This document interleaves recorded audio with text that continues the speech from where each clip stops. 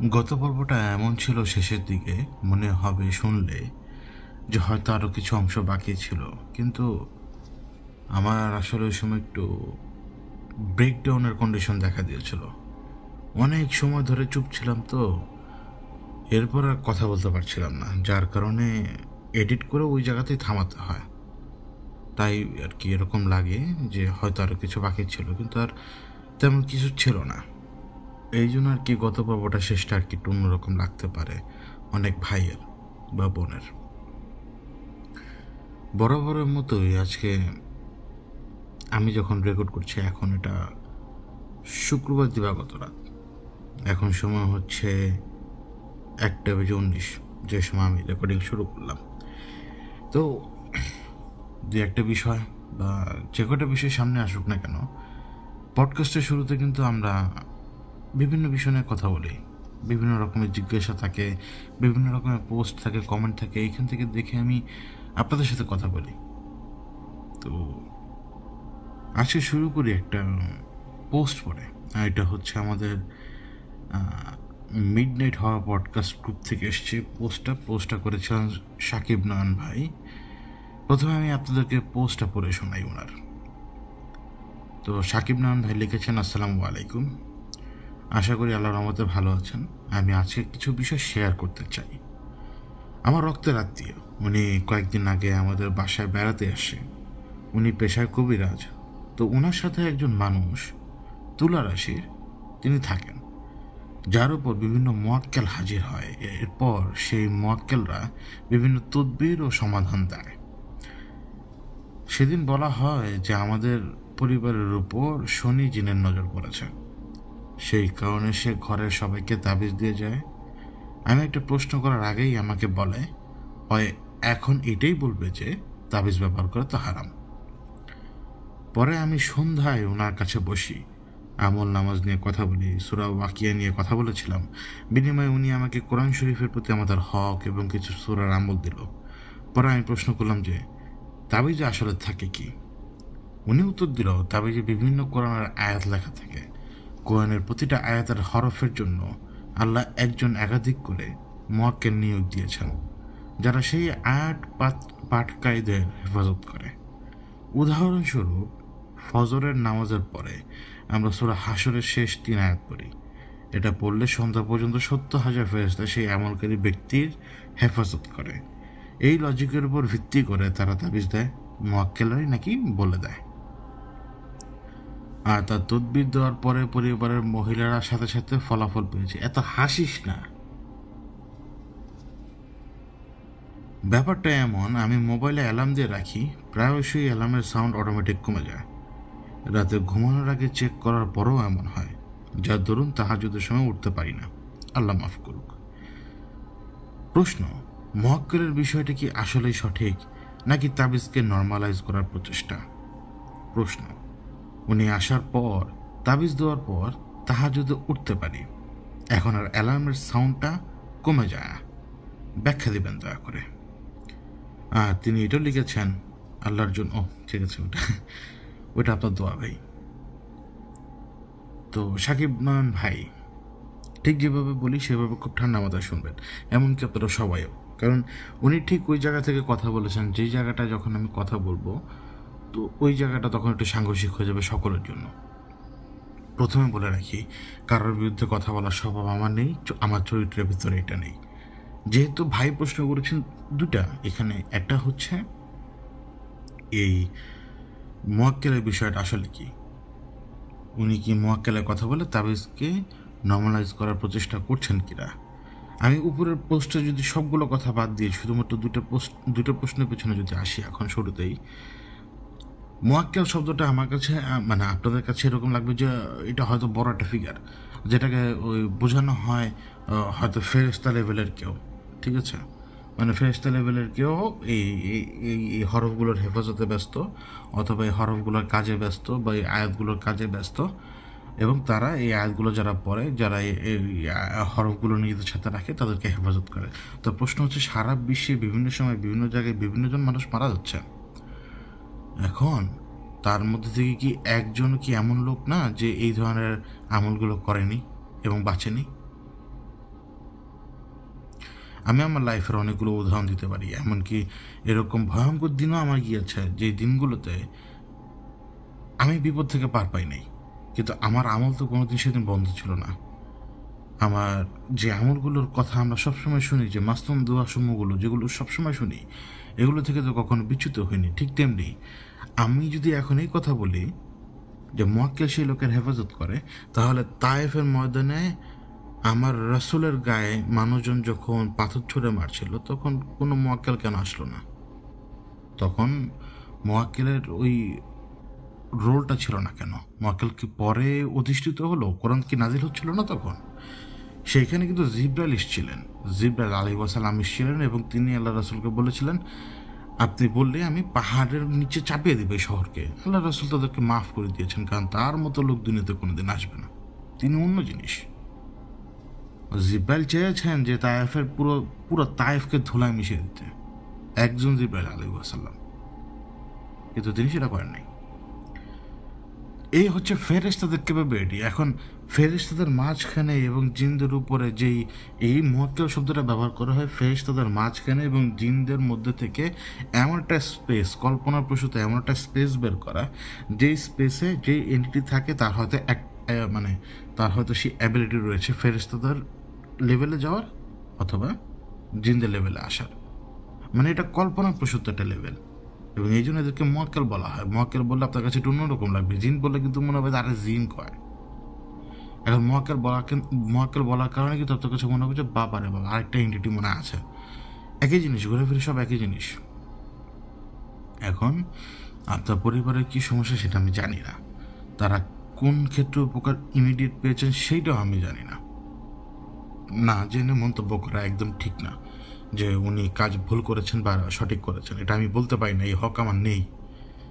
কারোর ব্যাপারে না জেনে কোনো কথা যেমন বলা যায় না, ঠিক তেমনি যখন আপনি মুয়াক্কেলের কথা আমার সামনে বলবেন, আমি এই কথাটাই বলবো যে ভাই, আমি সারাটা দিন অনেক আমল করি, এরপর আমি এত মার খাই কেন? আমাকে কেন মুয়াক্কেল হেফাজত করে না? প্রশ্নটা আমি আপনাকে বোঝাতে পারলাম? আমাদের তাকদীরের উপরে কোনো কিছু যেমন নাই, ঠিক তেমনি এই মুয়াক্কেল বললে যেই জিন সেই জায়গা থাকে, ওই জিন নিজেকে যদি মুয়াক্কেল প্রেজেন্ট করে, মুয়াক্কেল শব্দ অর্থ হয়তো ভিন্ন হতে পারে অন্য ভাষায়, মুয়াক্কেল শব্দ অর্থ তো দূত হয়। তো এখন খবর বাহক হয় বিভিন্ন বিভিন্ন ভাষায়, এই দুইটা ভাষার কথা তো মনে পড়লো আমার, দূত আর খবর বাহক ঘুরে ফিরে কিন্তু একই, খবর বাহক হ্যাঁ ঘুরে ফিরে একই। তো এখন সেটাও তো হতে পারে তিনি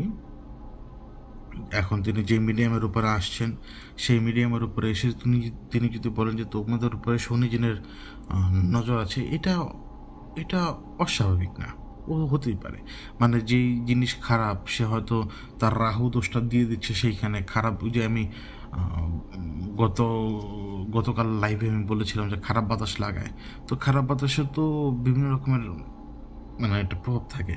তো ঘুরে ফিরে মনে করুন যে জিন হয়তো তার নজর রয়েছে এই মুহূর্তে আপনার পরিবারের উপরে, সে তার নজর দিয়ে যাচ্ছে, তিনি হয়তো সেটা ধরতে পেরেছেন, এবং সেই মোতাবেক হয়তো তিনি ব্যবস্থা নিচ্ছেন, কিন্তু তিনি যে তাবিজ দিচ্ছেন এটার বিরুদ্ধে তো এটার বিরুদ্ধে পুরো দুনিয়া।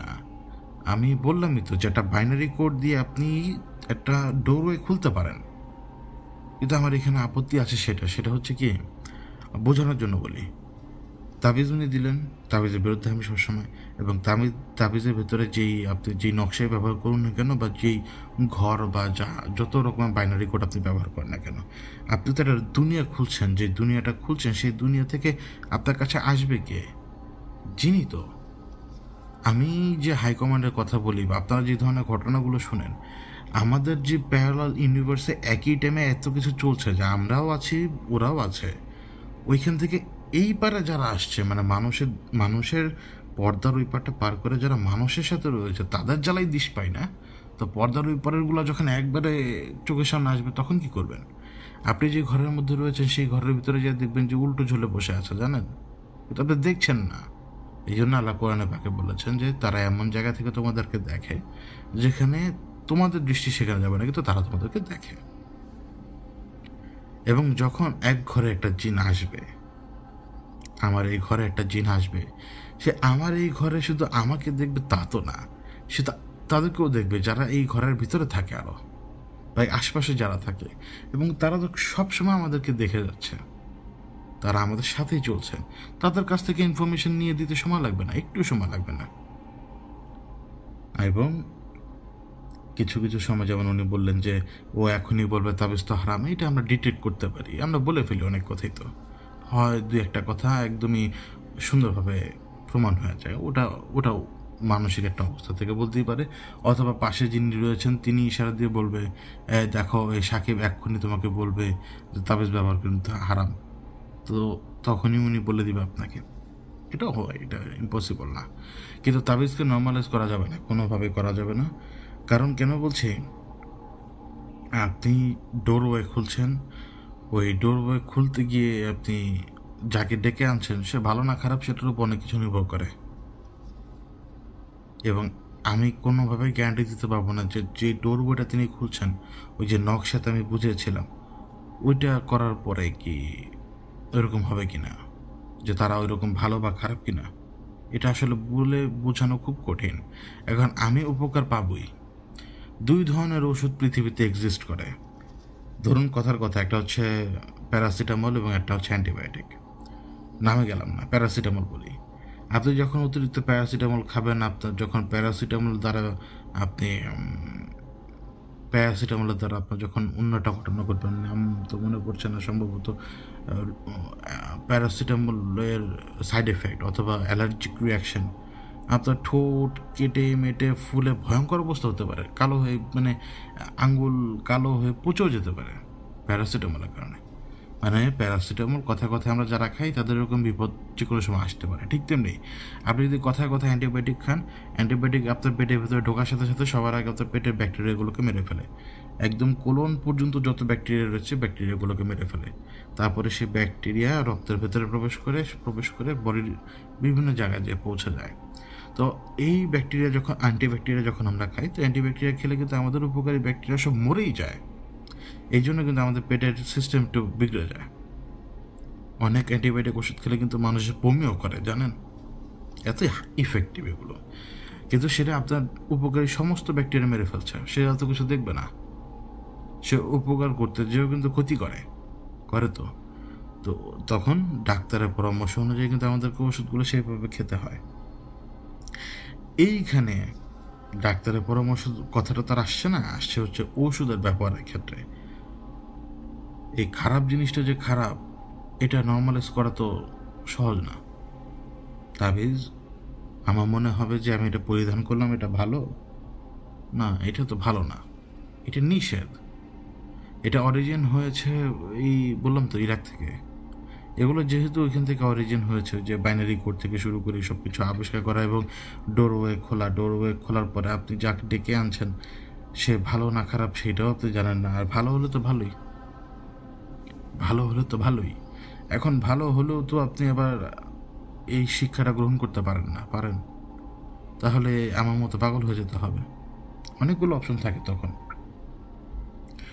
এখন এই তাবিজ, আমি আবারও বলি, তাবিজ ব্যবহার করা অনুচিত একদম। কোরআনের আয়াত হোক, এটা তো মোটেও না, কারণ অবমাননা হবে। আমি বলছি না যে শিরক, এটা অবমাননা হবে। কিছু কিছু মাথা মোটা লোক বলেন যে কোরআনের আয়াত লিখে গায়ে রাখাও শিরক। আমি তো বলছি না গায়ে রাখতে, আমি বলছি গায়ে রাখলে তো এটা অবমাননা হবে। ওইটা আবার শিরক হয় কীভাবে? ওটা শিরক না। আপনি কোরআন লিখে নিজের সাথে রাখতে পারবেন না, বালিশের নিচে রাখলেন, কিন্তু কথা হচ্ছে বালিশ কি নোংরা হচ্ছে না? তো সুতরাং কোরআনের অবমাননা করবেন না। আর কোরআনের কোনো বাইনারি কোড নাই। কেন বলছি, আপনি বের করতে পারবেন, কিন্তু ওই বাইনারি কোড বের করে আপনি এমনও না যে আপনি সাত আসমানের কি বলে কোনো খোঁজ পাবেন। এখন আমাদের জীবনে যে কোনো সময় যে কোনো ফেরেশতার সাথে দেখা হতেই পারে, তারা বিভিন্নভাবে আমাদেরকে বাঁচায়, বিভিন্নভাবে আমাদেরকে হেল্প করে। তো ওই সময় ফেরেশতা আপনার তখন তো মনে হবে না যে আপনি মানুষ রূপে ফেরেশতাকে দেখেছিলেন সেই দিন, কিন্তু হয়তো বছর খানেক পরে যে আপনার রিয়েলাইজ হবে যে ওই দিন ওটা ফেরেশতাই ছিল, মানুষ ছিল না। ফেরেশতারা মানুষে হেল্প করে, কিন্তু এই যে মুয়াক্কেল কথাটা, এটা ঘুরে ফিরে সেই জিনই, যাকে হয়তো মুয়াক্কেল বলে বোঝানো হয়। জিন উপকার করছেন, তিনি উপকার করুক। এখন তার যদি মনে হয় যে তাবিজ দিয়ে পরিবারের সবার উপকার করা সম্ভব, কোনো কিছুই কঠিন না। উনি একটা তাবিজ দিলেও আপনার মনে হবে যে তাবিজ আপনি গ্রহণ করলেন, কিন্তু এখন দেখা গেল যে উনি সেই অ্যান্টিবায়োটিক প্রয়োগ করে ভেতরে ব্যাকটেরিয়া সব মেরে ফেলেছে, এই জন্য পরিবারের সবাই হয়তো এই মুহূর্তে উপকার পাচ্ছেন। কিন্তু কথা হচ্ছে আপনি উপকার তো পার্মানেন্ট পাচ্ছেন না। পাচ্ছেন না।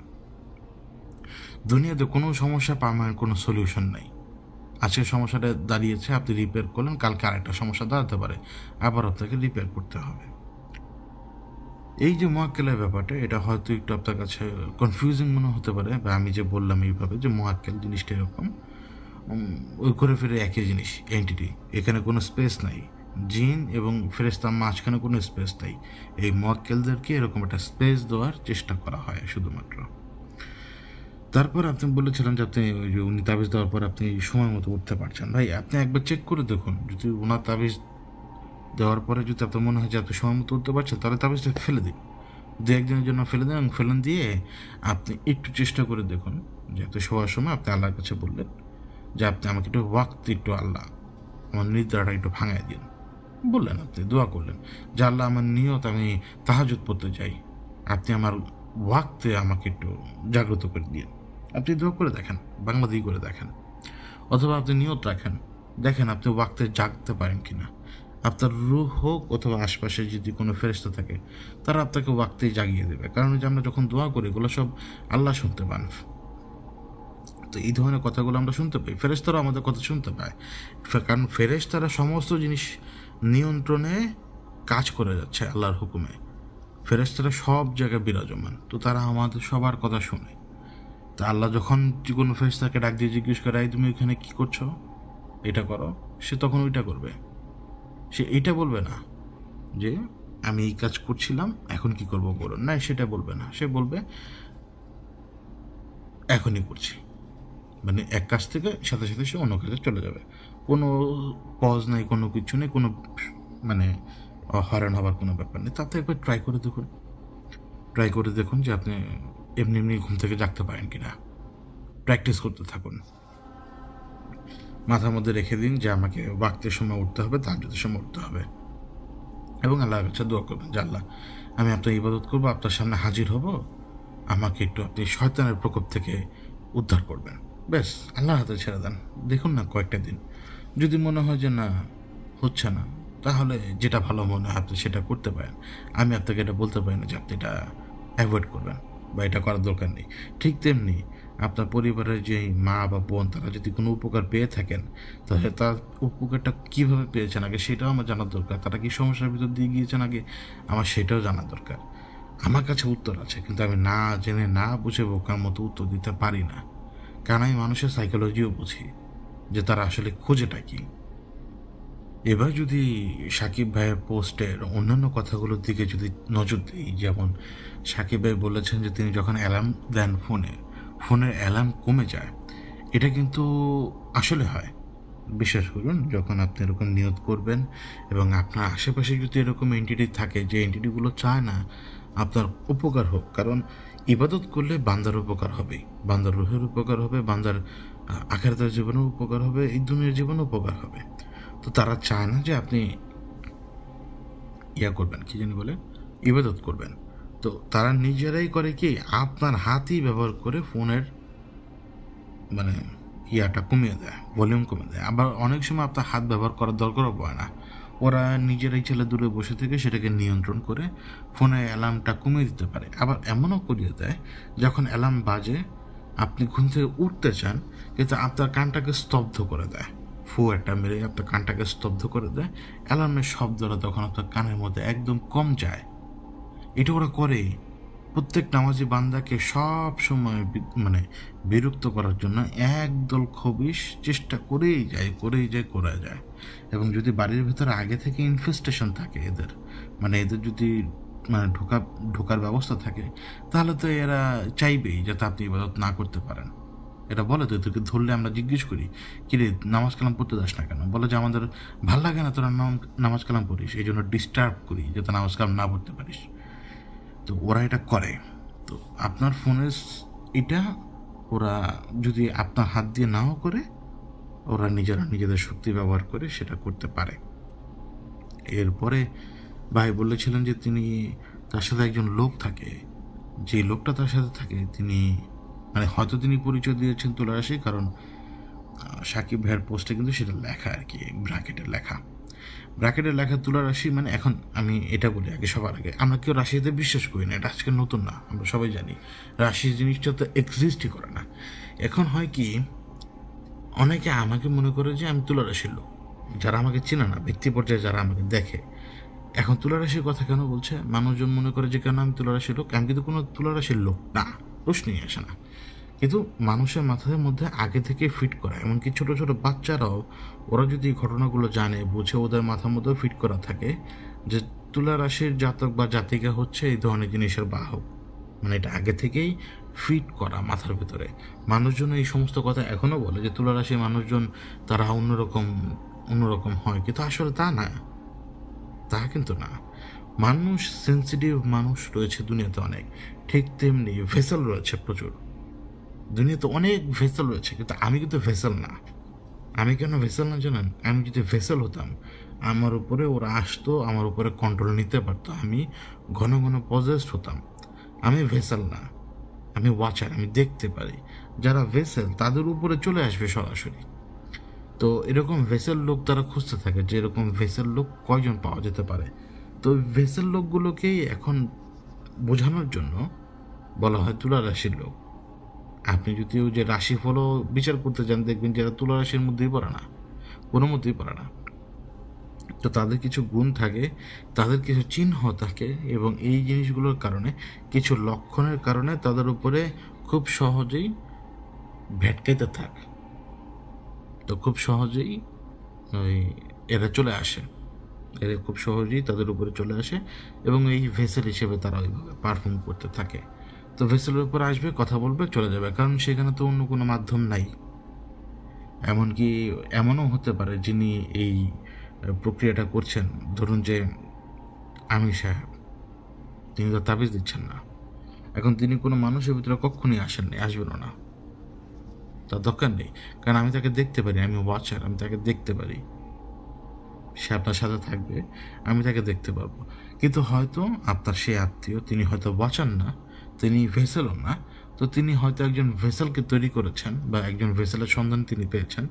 ওই জিনরাই বলে দেয়, বা যিনি থাকে সাথে তারাই বলে দেয়, দেখো তোমার সাথে আমি কমিউনিকেট করতে পারছি না, তোমার তো শরীরে সেই গুণগুলো নাই, তোমার খারাপভাবে নেবেন, আমি স্পষ্টভাবে বলি, হয়তো তোমার সেই গুণগুলো নেই, যে গুণগুলো থাকলে তোমার সাথে আমার সাথে কন্ট্যাক্ট এস্টাবলিশ করা একদম সহজ ছিল। তার যেতে ভালো, যেহেতু গুণগুলো নেই কিন্তু তোমার সাথে আমাদের কন্ট্যাক্ট এস্টাবলিশ রাখা জরুরি, তুমি এরকম একটা ভেসেল, আমরা খোঁজ করছি এবং এরকম একটা ভেসেল পেয়ে গেছি, এই ভেসেলকে তোমার সাথে রাখো, তার খরচ পানি সব কিছু দাও, তার জিম্মা রাখো, এবং তার ভরণ পোষণ দিতে থাকো, সে আমাদের ভেসেল হয়ে যাবে, আমরা তার ভেতরে আসবো, তার মাধ্যমেই তোমার হয়ে মানুষজনের সাথে কথা বলবো, অথবা কাজ করব। তো এই ভেসেল এটা কঠিন, এটা হয় যে কোনো ব্যক্তি ভেসেল হতে পারে, মানে তার মধ্যে যদি সেই গুণগুলো থাকে। এখন ওই যিনি হয়তো ডিসাইড করেছে যে কোন ভেসেল তার প্রয়োজন, তারা নিজেরা ডিসাইড না করলে এটা আসলে খুব কঠিন একটা পিওর ভেসেল পাওয়া, যে ভেসেলের উপর যে কাউকে ডাকলে সে যাতে চলে আসতে পারে। এই জন্যই এই ভেসেল লোকগুলোকে, যারা হচ্ছে আপনার বাহক হতে পারবে, তাদেরকে আর কি তুলারাশি বলা হয়, মানে বোঝানোর জন্য যে আমাদের মুখে মুখে তুলারাশি চলতেই থাকে, তুলারাশি বললেই আপনি বুঝতে পারবেন আর এই লোকের উপর তো জিন আসবে ডাক দিলে, জিনের লোকের উপরে এসে ভর করবে। 10 জন মানুষ আপনি বসাবেন একটা জায়গার মধ্যে এবং জিনকে ডাকবেন, জিনিস ওই লোকের ঘাড়েই চাপবে, কারণ জিনের জন্য সেই লোকের উপরে চাপা অত্যন্ত সহজ। যে কিছু লক্ষণ রয়েছে তাদের জন্য, ওই লক্ষণগুলো শুধুমাত্র ওই জিনদের যে পজেস্ট করবে তার ওই লক্ষণগুলো মিললেই সে তার উপর যে পজিশন তৈরি করবে, এবং ওই পজিশনে হবে কি, এই যে বাহক যিনি, তিনি কোনো কষ্টই ফিল করবেন না, তিনি শুধু ফিল করবেন ভয়ঙ্কর রকমের ঘুম, আরাম। তো তারপরে যখন আবার তার ঘুমটা ভেঙে যাবে, তখন হয়তো তার একটু যে আমরা বেটাইমে ঘুমাইলে আমাদের একটু সমস্যা হয় না, ওইরকম একটু টুকটাক মাথা ভারের সমস্যা দেখা দিতে পারে, অথবা ঘাড়ের সমস্যা দেখা দিতে পারে একটু, আবার কোনো সমস্যা দেখা নাও দিতে পারে। তো যখন আমরা আলাপ করতে যাব, তখন দেখা গেল যে এই ব্যাপারগুলো একটা বিশাল একটা অবস্থা তৈরি করে। মানে এক জায়গা থেকে কথা আরেক জায়গায় চলে যেতে পারে।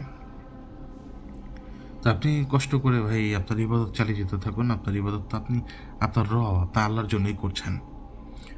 আর এই জন্যই বলছি, যদি আজকে আপনি পডকাস্টটা শুনে থাকেন, ইতোমধ্যে আমি আপনাকে জানিয়েছি যে আপনার ব্যাপারটা নিয়ে আমরা পডকাস্টে কথা বলবো।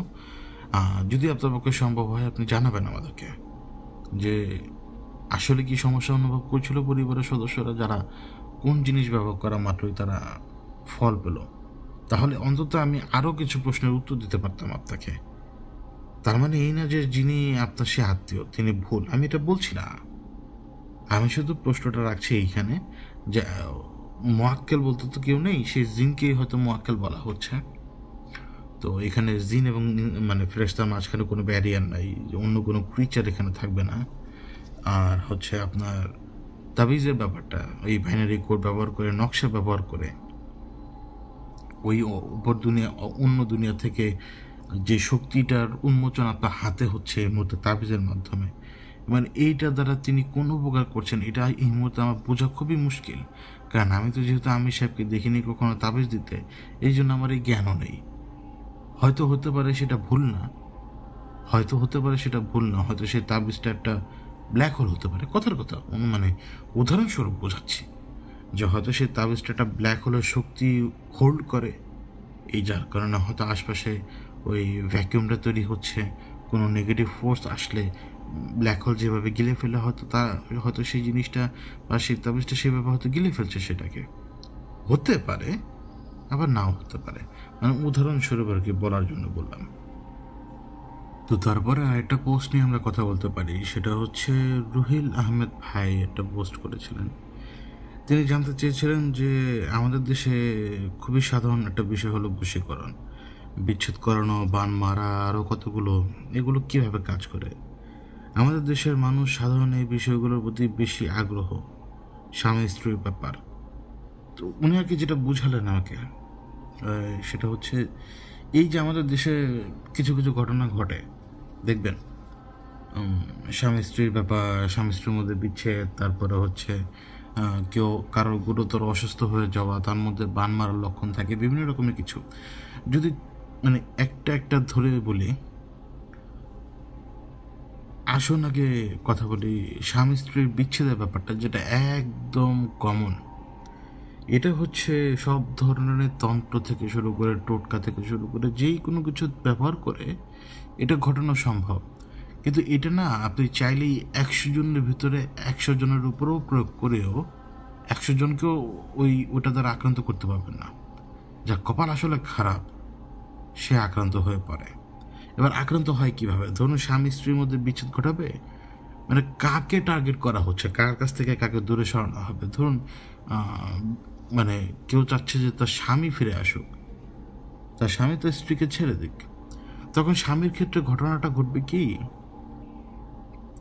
স্বামী তার স্ত্রীকে হয়তো সন্দেহ করা শুরু করবে, তার স্ত্রীর প্রতি তার ভালো লাগবে না, তার স্ত্রী চেহারা দেখতে তার ভিতরে বিরক্তি আসবে, তার প্রতি সে কোনো আকর্ষণ অনুভব করবে না, তার ভালো কথা তার ভালো লাগবে না, খারাপ কথা তার অতিরিক্ত খারাপ লাগবে। তখন তার উঠতে বসতে যে কোনো জায়গাতে তার ছুতা খুঁজতে সময় লাগবে না। কিন্তু এটা ঘটে কীভাবে জানেন?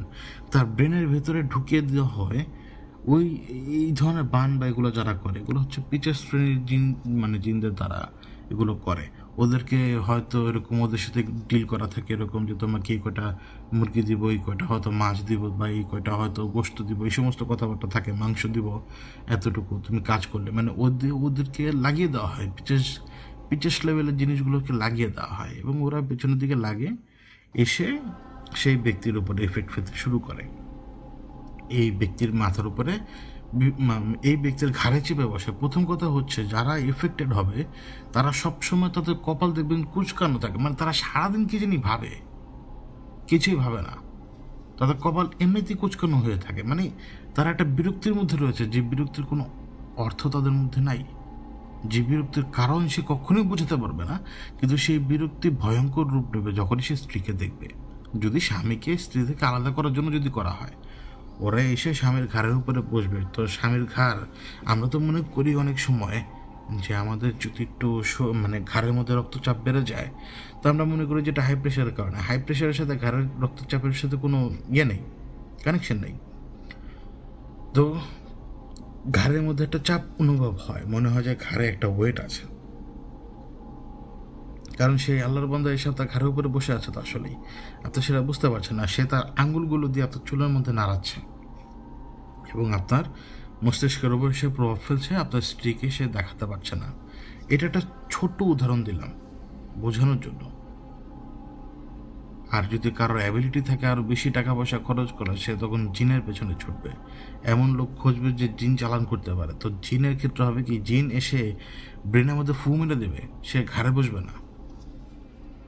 তারপরে একই অবস্থাই হবে, যে ব্যক্তিকে সরানোর জন্য চেষ্টা করা হচ্ছে সে কিটপিট হয়ে থাকবে সারাদিন, তার মাথা সারাদিন বিরক্ত হয়ে থাকবে এবং সমস্ত বিরক্তি, রাগ, ক্ষোভ তার ওই স্ত্রীর উপরে যেয়ে পড়বে, স্ত্রীর প্রতি সন্দেহ করবে, বিভিন্ন রকমের ঘটনা ঘটতে শুরু করবে। ঠিক তেমনি স্ত্রীর ক্ষেত্রেও একই ঘটনাই ঘটায় এই বিচ্ছেদের ঘটনাগুলো। আবার কখনো দেখবেন কি যে কিছু মারা, আপনারা অবশ্যই জাহান্নামে যাবেন যারা এই সমস্ত কাজগুলো করবেন, কোনো মাফ নাই, এটা কোনো মাফ হবে না। কেউ আমার সাথে শুধু শুধু তর্ক করবেন না যে এই সমস্ত কাজ করলে যে মাফ পাবেন, এটা প্রশ্নই আসে না। নইলে আল্লাহর কথা উল্টো হয়ে যাবে, নাউজুবিল্লাহ। কারণ তিনি বলেছেন প্রত্যেকটা পাপের শাস্তি সবাই পাবে, পেতেই হবে। কিছু কিছু মারা করেন কি, নিজেদের সন্তানকে নিজেদের কাছে রাখার জন্য, নিজেদের কাছে ধরে রাখার জন্য হিংসায় জ্বলে পড়ে অস্থির হয়ে আপনার সন্তানদেরকে বিভিন্ন রকমের জিনিস খাওয়ান। লবণ কখনো পোড়াতে থাকেন, লবণের মধ্যে নকশা ছেড়ে দিয়ে পোড়াতে থাকেন, নকশা চাপ দিয়ে রাখেন, তারপরে ছেলেকে হয়তো জিনিসপত্র খাওয়াতে থাকেন কৌশলে।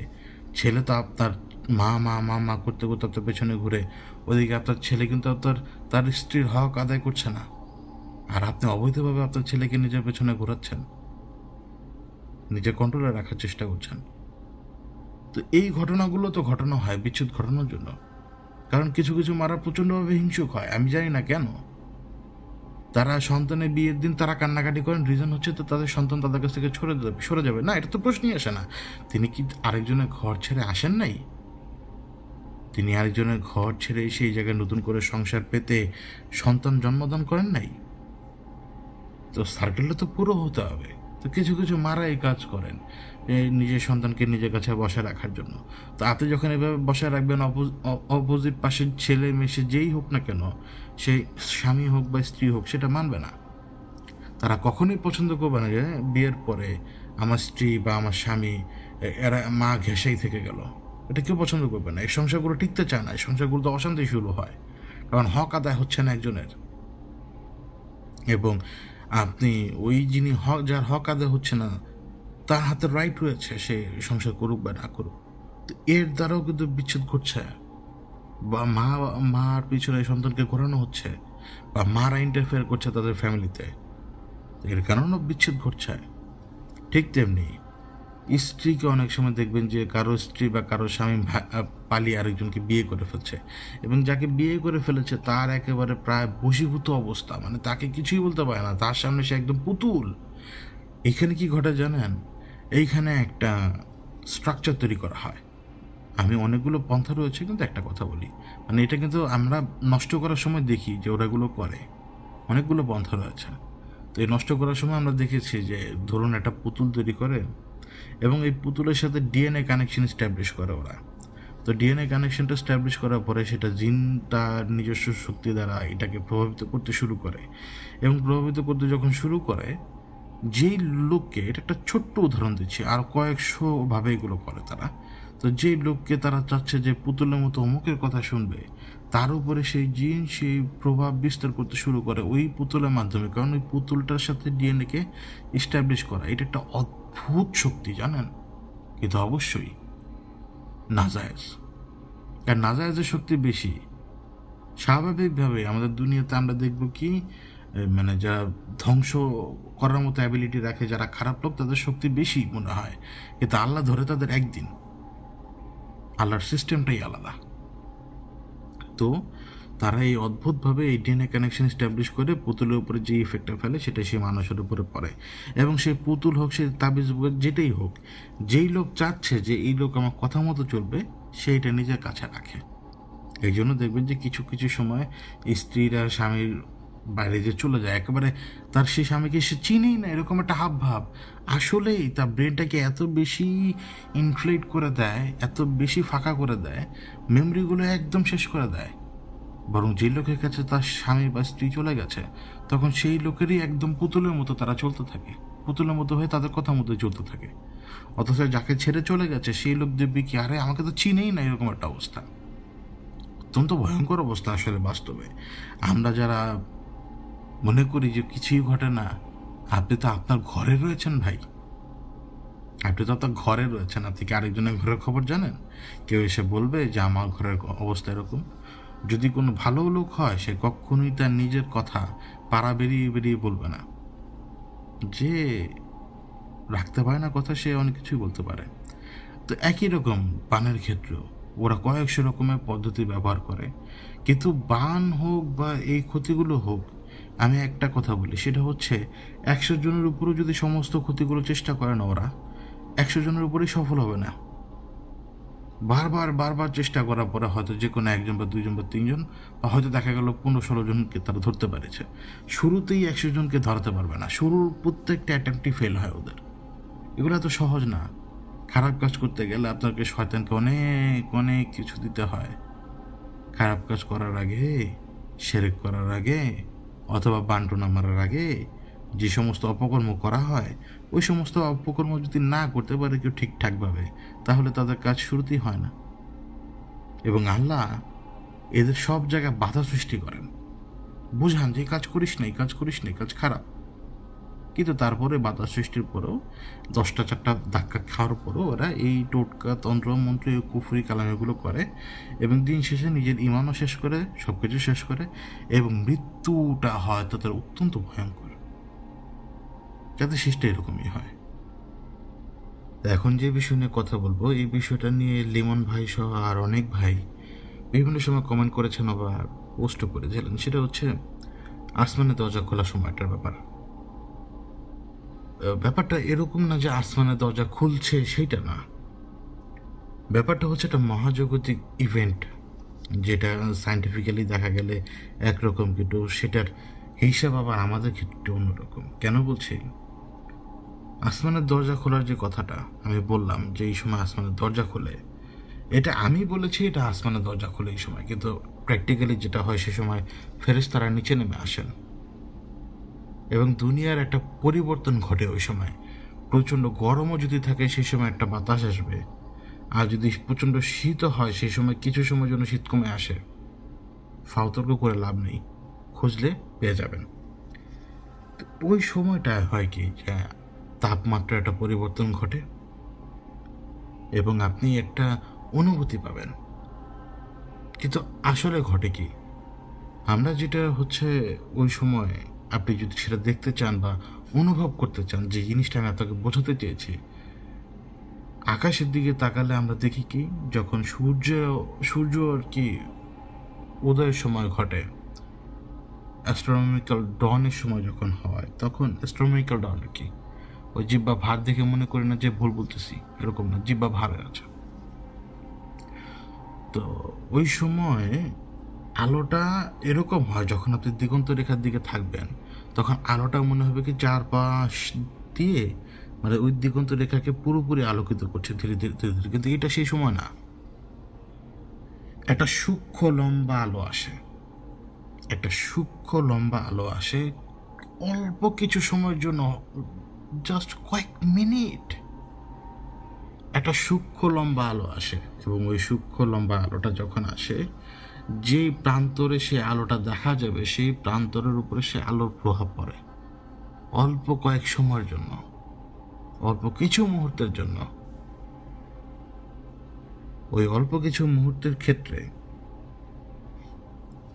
আপনি যখন পূব আকাশের দিকে তাকিয়ে থাকবেন, অনেক দিন তাকিয়ে থাকুন, প্র্যাকটিস করতে থাকুন, তাকিয়ে থাকুন, হঠাৎ একদিন দেখে ফেলবেন যে সরু লম্বা আলোর কথা আমি বলছি। এটা সেই সময়, এই সময়টাতেই ফেরেশতারা দুনিয়াতে আসেন। যেই অঞ্চলে আসছেন তারা, সেই অঞ্চলের উপরে তারা সেই প্রভাবটা ফেলে দেন, তাদের আসার আগমনের সেই প্রভাবটা পড়ে। আসমান থেকে রহমত নিয়ে তারা নিচে আসেন, রিজিক নিয়ে তারা নিচে আসেন, নিচে এসে যার সেদিনকার রিজিক যতক্ষণ সময় রয়েছে সেই সময় রিজিক নিয়ে তারা আসেন, আবার একদল সেই সময় জমিন থেকে উঠে যায়। এই সাইকেল চলতেই থাকে, কারণ আলো তো ফুটতে থাকে এক অংশে বারবার, এবং অপর অংশ তখন অন্ধকার যদি হয় তো আরেক অংশ তখন আলোকিত। সাইকেলটা চলতে থাকে অঞ্চলের উপর অঞ্চল, কিন্তু প্রত্যেকটা অঞ্চলে যখন এই ঘটনাটা ঘটে এটা কিন্তু একটা সিগনিফিকেন্স মানে মেনটেন রেখে যায়। ওই যে বললাম, ওই যে লম্বা আপনি আলোটা সবসময় দেখতে পাবেন না, লম্বায় আলো সবসময় চোখেই পড়বে না,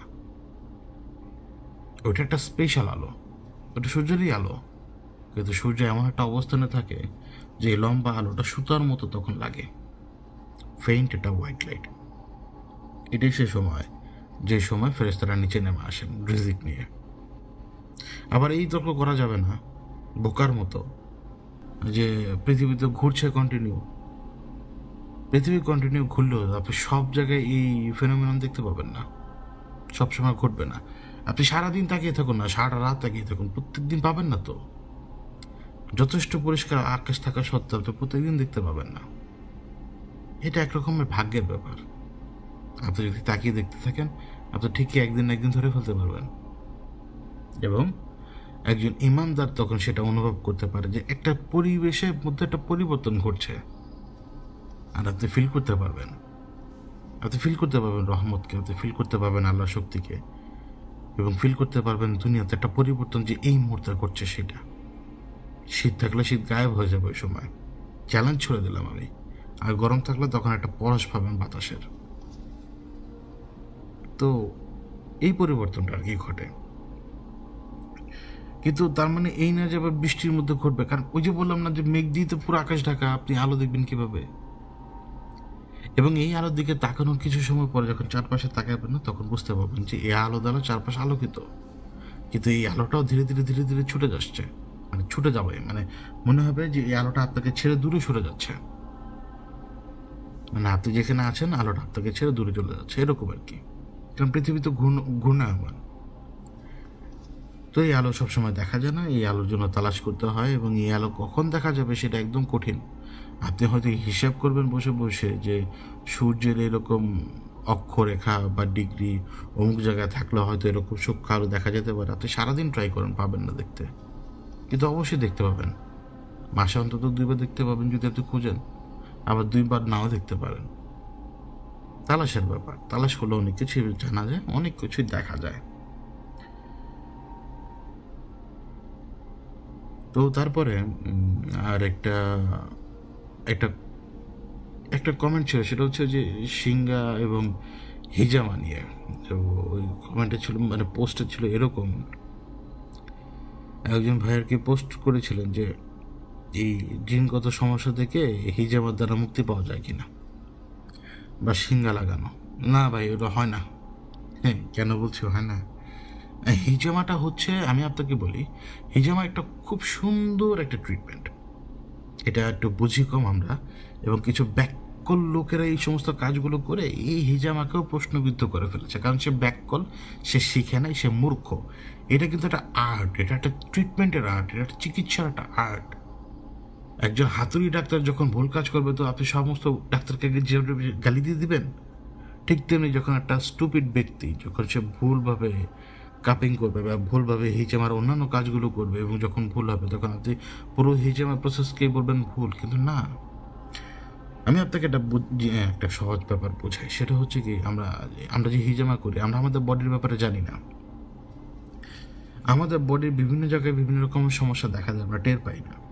আমাদের বডির বিভিন্ন জায়গায় প্রচুর প্রচুর million million crore crore nerve রয়েছে, যে নার্ভগুলোর ভেতরে কিন্তু আবার রক্তনালীও রয়েছে, এবং স্কিনের নিচেও রক্তনালী রয়েছে।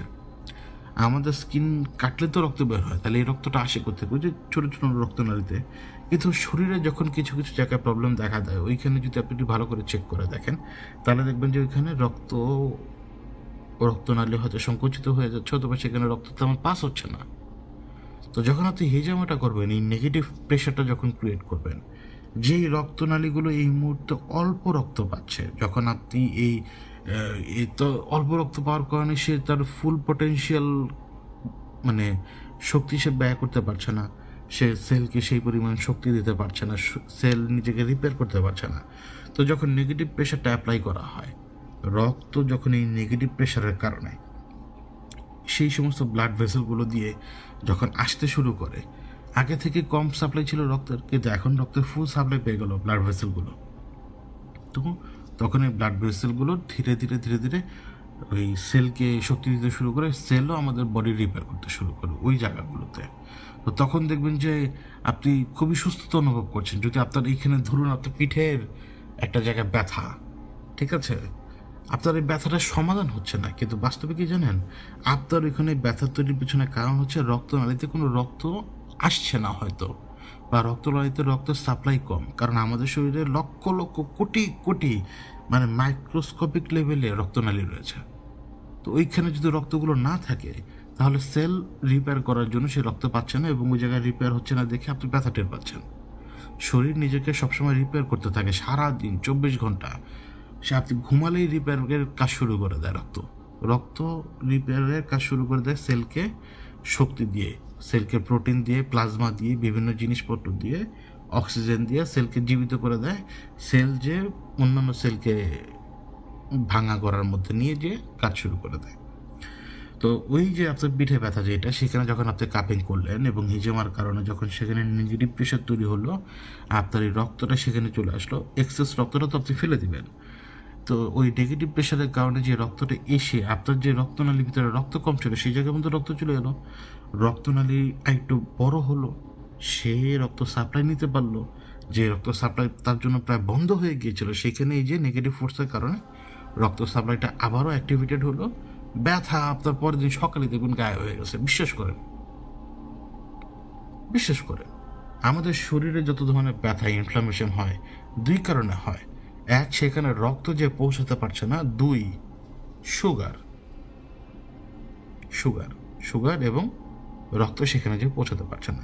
যদি আপনার সুগার কন্ট্রোলে থাকে, তারপরও যদি ব্যথা থাকে, তাও সেটা সুগারের কারণেই হচ্ছে। তারপরও সেটা ওই সুগারের সাথে ওই ব্লাড ভেসেলের কারণেও হচ্ছে। আপনি যদি চেক করতে যান ভালো কোনো ধরনের মেশিনারিজ দিয়ে, তখন দেখবেন যে আপনার শরীরে এখন দেখবেন যে প্রায় 20% মতো রক্তনালী বা রক্ত ভেসেল, মানে এই ভেসেল যারা রক্ত ক্যারি করে, ছোট ছোট মাইক্রোস্কোপিক লেভেলে হয়তো ইনঅ্যাক্টিভ বা অল্প ব্লাড সাপ্লাই পায়। এই জন্য দেখবেন কি আপনার হাতের আঙ্গুলে যখন আপনি পালস মিটারটা লাগাবেন, এক এক আঙ্গুলে পালস মিটারের রিডিং এক এক রকম, কারণ সব আঙ্গুলে কিন্তু একই রকমের রক্ত সাপ্লাই নাই। বোঝানোর জন্য বললাম আর কি আমি আপনাদেরকে। তো ওই যে সিঙ্গা বা হিজামা করে আপনি জাদু বা ওই সমস্ত ব্যাপারগুলো থেকে মুক্তি পাবেন না। এটা আসলে আপনাকে আমি ভুল পরামর্শ দিতে পারি না, কিন্তু এটা আপনাকে সুস্থ করে তুলবে। হিজামা আপনাকে সুস্থ করে তুলবে। আপনার শরীরে সমস্যা থাকলে সেটা আপনাকে সুস্থ করে তুলবে, আসলেই করবে। কিন্তু অবশ্যই ভালো জায়গা থেকে করবেন। এবং একটা জিনিস মাথায় রাখতে হবে, সঠিক চিকিৎসার পেছনে আসলে খরচ বেশি হয় মানেই যে আপনি ওই ট্রিটমেন্ট করবেন না তা না। কারণ ওইটা হচ্ছে সঠিক জিনিস ব্যবহার করা হচ্ছে, সঠিক কাজ করা হচ্ছে, এবং সঠিক জিনিস সঠিক কাজের একটা মূল্য রয়েছে, এটা ধার্য করা।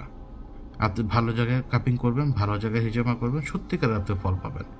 এবং যখন মাথা মোটা লোকদের কাছে যাবেন, যারা মানে হয়তো ছিল কারোর সহকারী, ওই দেখে দেখে দেখে দেখে একটা শিখে ফেললো, তারপরে কাজ শুরু করে দিল, এবং আলটিমেট ফলাফল হচ্ছে কি আপনার ক্ষতি হয়ে গেল।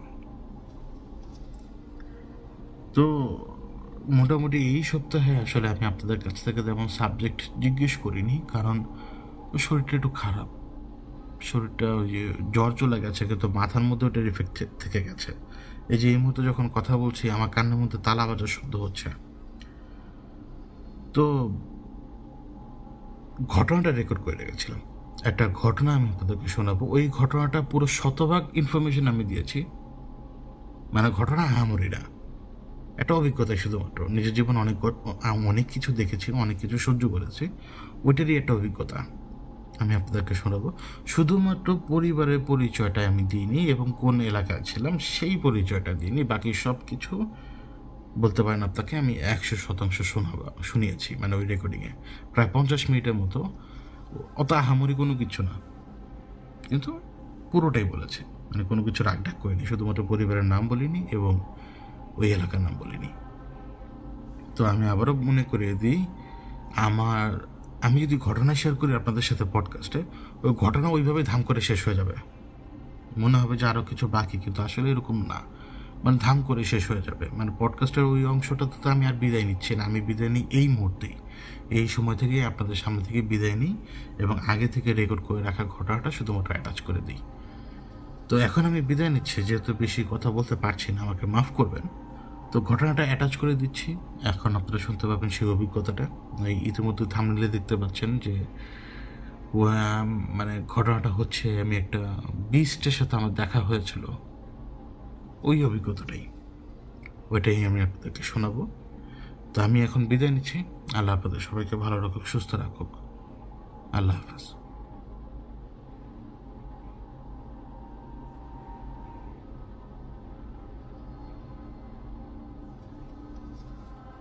আমাদের দেশ থেকে যখন বর্ষা বিদায় নেয়, সেই সময় প্রচুর বৃষ্টি হয়, একেবারে বর্ষার শেষের দিকে।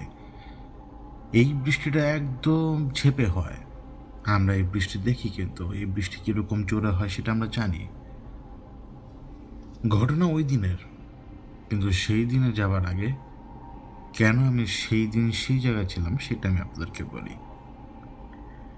অনেক আগে থেকে এই নির্দিষ্ট এলাকার ব্যাপারে আমাকে বারবার বলা হচ্ছিল ওই নির্দিষ্ট এলাকায় দুইটা পরিবার এমন একটা সমস্যায় আক্রান্ত, যেটা ঢাকায় বসে করা যাবে না, যেটা দেশের অন্য প্রান্তে বসে করা যাবে না, সেটা সমাধান সেই দুর্গম জায়গায় যা করতে হবে।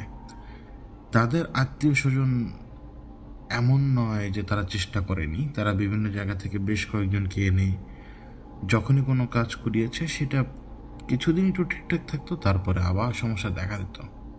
রেগুলার বেসিসে যা হয়, কোনো সমস্যার পার্মানেন্ট কোনো সলিউশন হয় না।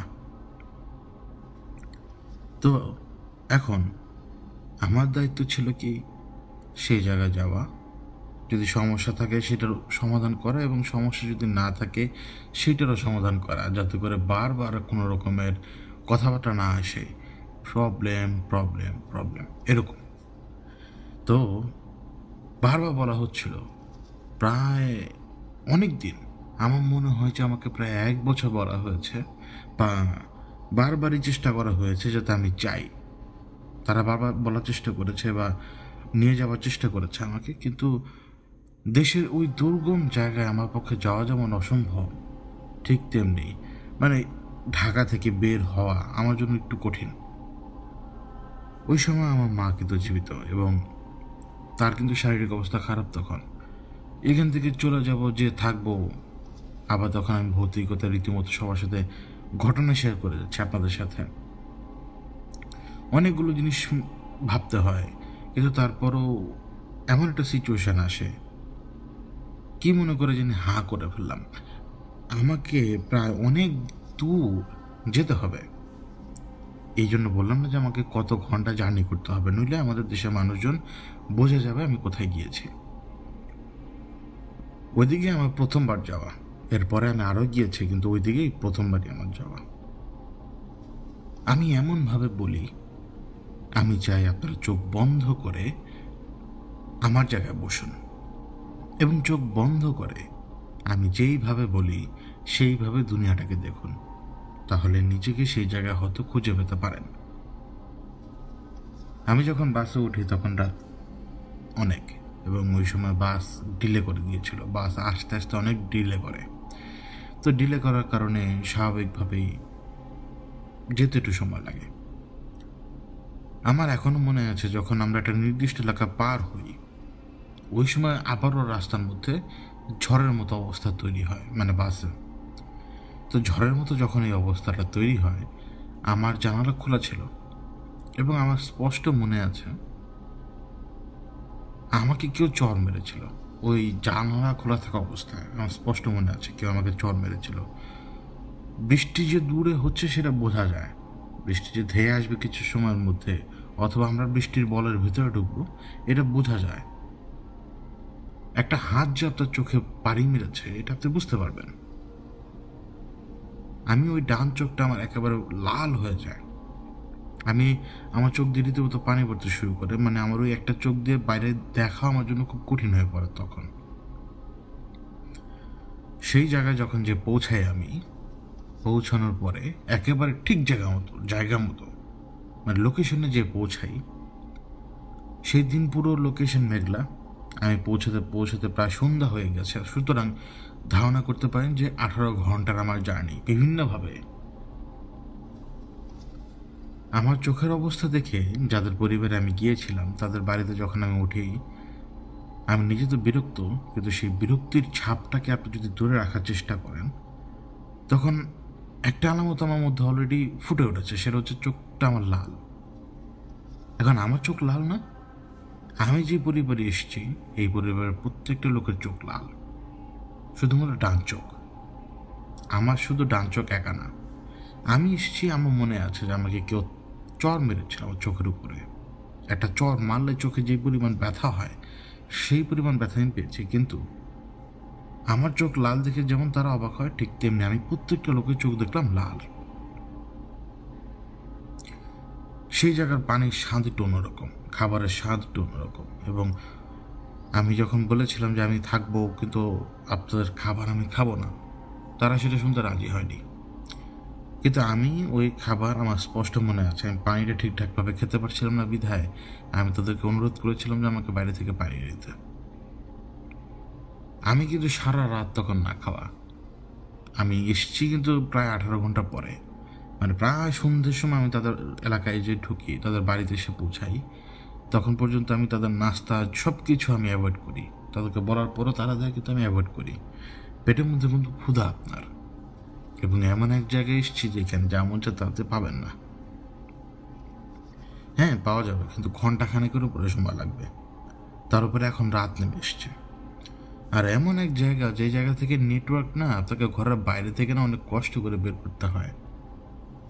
তো কিছু সময়ের জন্য মনে হয় যে আমি আসলে এই যন্ত্রের দুনিয়া থেকে আমি বিচ্ছিন্ন। কিন্তু যখন আপনি যন্ত্রের দুনিয়া থেকে বিচ্ছিন্ন হবেন, তখন কিন্তু আপনার একটা সেন্সকে আপনি ফিরে পাবেন, শোনার সেন্স। আমরা যেটা শুনতে পাই, আমাদের কান সারাদিন মেশিনের শব্দ শুনতে থাকে, এসি, ফ্যান, গাড়ির শব্দ, হর্ন, মানুষের কোলাহল, এসব কিছু শুনতে শুনতে শুনতে শুনতে আমাদের এই শ্রবণ শক্তিটা না এমন একটা জায়গায় নিজেকে আটকে রাখে যে সে আর কোনো কিছু শুনতে চায় না ওই সময়। এই জন্য তখন পিনপতন নীরবতা আমরা শুনতে পারি না, আমরা শুনতে পারি শুধু কোলাহল। এবং সেইখানে যখন আপনি যাবেন, কোলাহল থেকে শুরু করে সব কিছু গায়েব, তখন আপনার শ্রবণ শক্তি বেড়ে যাবে। আমি অপেক্ষা ছিলাম রাতের বেলা আমি সাহেব আসবেন কি না, কারণ আমি যে এখানে এসেছি হ্যাঁ বলে যে চলে আসলাম ধাম করে, আমার এই হ্যাঁ বলে চলে আসার পেছনে অন্য কোনো কারণ ছিল। কিন্তু আমি এখানে কোন সমস্যার মুখোমুখি এটা আমি জানতাম না তখনও। আমি শুধু জানি যে পরিবারের বিভিন্ন রকমের সমস্যা হয়, কাউকে দেখা যায়, সে আসে, সে মারধর করে, অথবা সে ক্ষতি করে, অথবা সে মেরে ফেলে কোনো না কোনো কিছুকে, তারপরে সে চলে যায় এবং সমস্যা চলতেই থাকে। তা আপনি রোগের ব্যাপারে না জেনেই এসেছেন রোগের চিকিৎসা করার জন্য, ব্যাপারটা এরকম।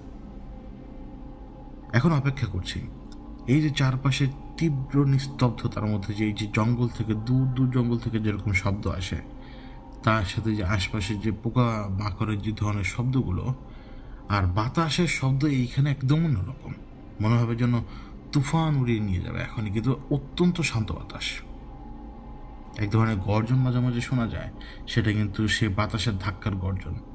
বাতাস উঁচু কিছুর সাথে ধাক্কা খায়। রাত তখন 12টা পার হয়েছে এবং আমার চোখে প্রচণ্ড ঘুম। পানি যে কতখানি খেয়েছে আমি নিজে জানি না। তো একটা সময় হয় কি যে আপনাকে বাইরে যেতে হবে, বেশি পানি খেলে আপনাকে বাইরে যেতে হয়। তাদের ওইখানে কোথায় কি ছিল সেটা আমি জিজ্ঞেস করতে ভুলে গিয়েছিলাম। এখন রাতের বেলা তারা সবাই ঘুমায়, আমি কীভাবে তাদেরকে ডাকি? তো উপায় না পেয়ে বাইরে আসি, এবং বাইরে এসে বাইরেই যা করা করি। এবং ওই করতে করতে করতে করতে খেয়াল করলাম এইখানে আকাশের ধরনটা অন্যরকম। এখানে আমরা যেরকম আমাদের মিল্কি ওয়ে গ্যালাক্সি আমরা দেখতে পাই গ্রামে গেলে পরিষ্কার আকাশে, আজকে এখানে মিল্কি ওয়ে গ্যালাক্সি দেখা যায় না, বা যেই জায়গায় থাকুক পজিশনটা কেমন যেন একটু ভিন্ন ভিন্ন মনে হয়, যে না আকাশ আরও অনেক বেশি কাছে। এখন তারার উজ্জ্বলতা বেশি এবং তারার আয়তনও মনে হয় যে একটু বড়। চোখ দেখলে বুঝতে পারে যে আপনি এখন যে জিনিসটাকে দেখছেন সেটাকে একটু বেশি বড় দেখছেন নাকি বেশি উজ্জ্বল দেখছেন। আল্লাহ আমাদের আকাশকে এমনভাবে সাজিয়ে রেখেছেন যে এই আকাশের কারণে আমরা তারাকে দেখতে পাই। আমরা যদি মহাশূন্যে চলে যাই না, আমরা এই তারাকে দেখতে পাবো না, খুব কষ্টে দেখতে হবে। আল্লাহ যে বায়ুমণ্ডলের নামক জিনিসটাকে, যে আকাশটাকে আল্লাহ আমাদের চোখের সামনে রেখেছেন, এই আকাশের কারণেই, মানে এই অদৃশ্য বায়ুমণ্ডলের কারণেই আমরা দূর দূরান্ত জিনিসপত্র দেখতে পাই, কারণ তার আলো এই বায়ুমণ্ডলে এসে প্রতিফলিত হয়, বা যেটাই হোক আমাদের চোখে এসে পড়ে। আমি তাকিয়ে তাকিয়ে আকাশটা দেখছি। একটা সময় রিয়েলাইজ করলাম যে এই সময় চাঁদের আলো এমন একটা জায়গায়, মানে আমি এটা দিন না রাত এটা বুঝে ওঠা মুশকিল। ওই সময় আমি খেয়াল করলাম এতক্ষণ পর্যন্ত চাঁদ মেঘে ঢাকা ছিল, মেঘটা সরতেই যখন চাঁদের আলোটা পুরোপুরি বের হয়ে আসলো, একেবারে দিনের মতো। এবং ওই সময় একদম দূর থেকে মনে হলো কে জানি, মানে একটা শিহরণ, কে জানি আমাকে দেখছে দূর থেকে একদম। ভালো কথা, তাহলে এনটিটির একটা আভাস পাওয়া গেল। এনটিটি আশপাশেই আছে, এটা বোঝা যাচ্ছে, কারণ আমি যে অনুভূতি পাচ্ছি, আমার শিরদাঁড়ার ভেতরে যে কাটার অনুভূতি, এটা আমি টের পাবো না এমনি এমনি যদি এনটিটি আমার দিকে না তাকায় পেছনের দিক থেকে। তো অনেকক্ষণ দাঁড়িয়ে আছে সেইখানে, গরমও লাগছে না, প্রচণ্ড ভালো লাগছে। আমি সব পেছনে এসে সালাম দিলেন। তো আমি যখন পেছনে ঘুরে ওনাকে দেখলাম, আমি ওনাকে বললাম আমি আসলে এখানে কেন। তো আমি আসলে এখানে কেন এই কথাটা যখন আমি ওনাকে বললাম, ততক্ষণে উনি আমাকে হাত দিয়ে ইশারা করে একই জায়গার দিকে তাকালো, বা একই জায়গার দিকে আমাকে তাকাতে বললো যেদিকে আমি এতক্ষণ ধরে তাকিয়েছিলাম, এবং হাতের ইশারা উনি আমাকে বলছিলেন ওই যে দেখো আমি এখান থেকে তাকে দেখতে পাচ্ছি। আমি সাহেবকে বললাম কাকে দেখছেন। উনি আমাদেরকে এমনভাবে তাকালেন যেন উনি চাচ্ছেন না আমি জানতে চাই। উনি আমাকে তখন বললেন থাক, তোমার সামনাসামনি পড়তে পারে, কিন্তু আমি যেন তোমার সামনাসামনি পড়ুক। আমি সাহেবকে বললাম যে দেখুন, এই যে এইখানে এই জমিনে আমরা, মানে এই জমিনে আসার পেছনে উদ্দেশ্য কি একটু আমাকে বলবেন। তখন সাহেব আমাকে বললেন তারা তোমাকে বলেনি ঘটনা কি। আমি বললাম আমি না জেনে হা বলে চলে আসছি। সাহেব আমাকে যেটা বললেন, আমরা যে বাড়িতে এই মুহূর্তে রয়েছে, এইখানে দুইটা বাড়ি, মানে প্রায় কত 14-15 জন এখানে থাকে, দুইটা পরিবার। এই দুটো পরিবার এমন এক এন্টিটি দ্বারা আক্রান্ত, তাকে আপনি পিচাসের রাজা বলবেন, না পিচাস বলবেন, না পিচাসের যুবরাজ বলবেন, নাকি আপনি বলবেন যে সে পিচাসের জানোয়ার, কোনটা? একদম কঠিন এই এন্টিটির ব্যাপারে বলে বোঝানো। আমির সাহেবই কিন্তু আমাকে বলেছিল এইখানে কি কি ঘটনা ঘটেছে, মানুষের কাছ থেকে কিন্তু আমি জিজ্ঞেস করার সময় পাইনি। আমির সাহেব আমাকে বলেছিলেন যে আমি এইখানে আসার পূর্বে সর্বশেষ যে ঘটনাটা ঘটে সেটা অত্যন্ত মর্মান্তিক। দুনিয়ার মানুষ জানে ঘটনা ঘটিয়েছে একজন, কিন্তু ঘটনা ঘটিয়েছে আর একজন। দুনিয়ার মানুষ শুধু জানে একটা, এইখানে এক ব্যক্তি খুন হয়। দুনিয়া জানে সে জীবজন্তুর আক্রমণে মারা গিয়েছে, সে জীবজন্তুর আক্রমণে মারাই যায়নি, তাকে সেই খুন করেছে যে এই মুহূর্তে এত দূর থেকে তোমার দিকে তাকিয়ে আছে। কারণ সে অত্যন্ত ঝগড়াটে, সে অত্যন্ত শক্তিশালী এবং সে অত্যন্ত আগ্রাসী। তুমি যে এখানে দাঁড়িয়ে আছো এখন, আজ থেকে কিছুদিন আগে এইখানে একজন মানুষের স্পাইনের একটা অংশ ছিল, যার সাথে কিছু নার্ভ জড়ানো ছিল, কিছু মাংসপেশি জড়ানো ছিল। দেখলে মনে হবে যে মাংসপেশিগুলো ঝুড়ো। আর কিছু দূরে ছিল তার বিচ্ছিন্ন পাটা, তার পায়ে তখনও সেই কাপড় পরা ছিল, কাপড়টা ছেঁড়া ছিল, কিন্তু বিচ্ছিন্ন পাটা আরও কিছু দূরে ছিল। পেটের কিছু অংশ এদিকে ছিল ছড়ানো, যেখানে তুমি দাঁড়ানো তা থেকে 2 হাত পেছনে। এবং যে জঙ্গলটা তুমি দেখতে পাচ্ছ এই মুহূর্তে, অর্থাৎ তোমার সামনে যে জঙ্গলটা, এই পুরো জঙ্গলের ভিতরে ছড়ানো ছিটানো ছিল বাকি জিনিসপত্রগুলো শরীরে।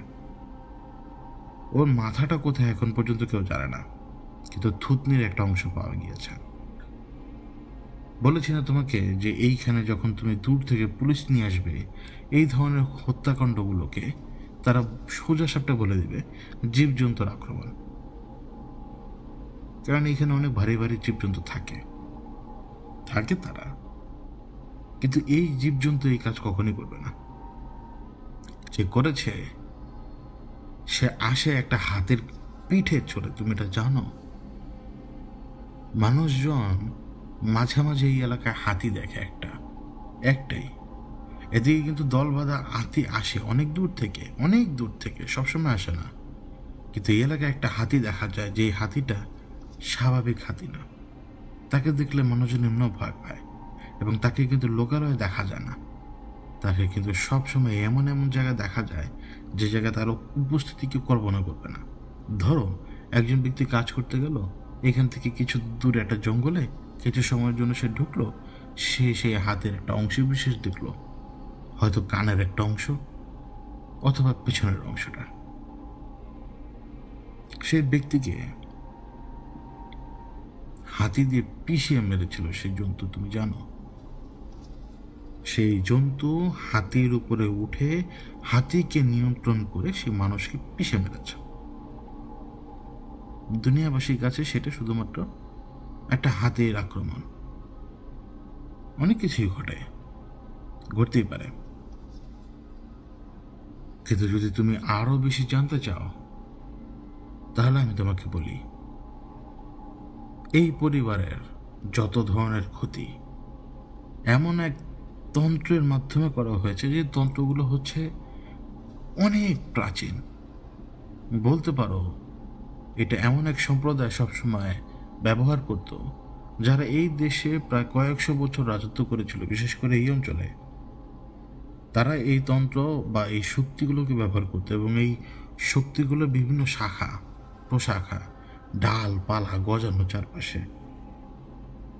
এই শক্তিগুলো কিন্তু আবার তুমি এখনকার লোকজন যারা জাদু করে, বান মারে, কুফরি করে, তারা কিন্তু সেটা ব্যবহার করে না। তারা এই ধরনের শক্তির ব্যাপারে এখন পর্যন্ত অজ্ঞ দেখেই তারা যা শিখেছে তারা সেই কাজগুলি করে যায়। অতি সাধারণ কুফর, তাদের কাছে সেটা কষ্টসাধ্য, আমাদের কাছে সেটা অতি সাধারণ কুফর। তারা করলো বড় পাপ, আর আমরা দেখতে পাচ্ছি সে একটা সাধারণ কাজই করলো, শুধুমাত্র তার সৃষ্টিকর্তার বিরুদ্ধে দাঁড়ালো, অন্য আরেকজনকে সে প্রভু মানল। এই ছোট্ট কাজটা যখন দেখতে সাধারণ মনে হবে, কিন্তু এর যে ওজন, এর যে ক্ষমতা, এর যে নেগেটিভ শক্তি, এটা ম্যাচ করতে পারবে না। আবার এই নেগেটিভ শক্তিকে যদি তুমি একটা আছাড় মারতে চাও, তোমার জন্য আউযুবিল্লাহি যথেষ্ট। যদি তোমার মধ্যে সেই শক্তিটা থাকে, এই মুহূর্তে আমি তোমাকে সেই শক্তিবান দেখতে পাচ্ছি না। আমি জানি তুমি তোমার মার কারণে খুবই আপসেট, কিন্তু এখানে তোমাকে চোখ কান খোলা রাখতে হবে। ওই মুহূর্তে কিন্তু ওই জঙ্গল থেকে তোমাকে দেখছে সে, ওই জন্তু। আমি শেখকে জিজ্ঞেস করলাম, বারবার জন্তু বলছেন কেন? এন্টিটি না। আমি সাহেব আমাকে বললেন ও একটা জন্তু। দুনিয়ার মানুষজন বিভিন্ন সময় বিভিন্ন ধরনের জন্তুকে দেখে। জন্তুকে মানুষ দেখে ঠিকই, কিন্তু জন্তুকে মানুষ ধরতে পারে না। ধরবে কিভাবে? জন্তু জানে কোথায় লুকাতে হয়, জন্তু জানে কিভাবে মানুষের মাঝখানেই লুকাতে হয়, জন্তু জানে কখন বের হতে হয়, জন্তু জানে কখন লুকাতে হয়। আর যাই হোক না কেন, একটা জন্তু 10 জন মানুষকে একই সময় হয়তো কেটে খেয়ে ফেলতে পারে, কিন্তু 100 জন মানুষকে পারবে না। জন্তু তার নিজের শক্তি সম্পর্কে অবগত, এই জন্য সে দূর থেকে তোমাকে দেখছে, তোমাকে অবজার্ভ করছে। এই সময় এই পরিবারের সমস্যা অত্যন্ত পুরাতন, এবং এই পরিবার একটা রাজবংশের পরিবারের অংশ। হয়তো তারা তোমাকে বলেনি, হয়তো বা তারা সেটা জানে না। তারা যে ক্ষতির শিকার এই মুহূর্তে, সেইটাও তাদের যে বিরোধী পক্ষ ছিল সেই রাজবংশের, তাদেরই করা। তারাও জানেই না যে তারা একটা রাজবংশের উত্তরাধিকারী। এই যে পরিবারটা, এই পরিবারের বংশ প্রথমে তার সাথে সম্পর্ক স্থাপন করে যে এই মুহূর্তে তোমাকে সেই জঙ্গলের ভেতর থেকে দেখছে, কারণ তাদের পরিবার জানতো যে এই অঞ্চলসমূহর আসল রাজা কে। যেই মুহূর্তে জঙ্গলের ভেতর থেকে তোমাকে দেখছে, এই অংশের আসল রাজত্ব তার এবং তার পরিবারের হাতে ছিল। এরপরে এখানে এসে মানুষজন বসতি স্থাপন করতে শুরু করে। শুরুতে তারা বাধা দেয়নি, কিন্তু ধীরে ধীরে ধীরে ধীরে তারা যখন তন্ত্র করে, এই যে যারা এই এলাকার পূর্বের রাজা ছিল, মানে বিস্ট যারা ছিল, তাদেরকে করায়ত্ত করতে শুরু করে তন্ত্র দিয়ে। এই পরিবারই, এই রাজ পরিবারের অংশটা, তাদের প্রথম অংশটা। এর পরবর্তীতে তারা এক এক করে যতজনকে পেরেছে তারা বন্দি করেছে তাদের তন্ত্র দিয়ে, মন্ত্র দিয়ে।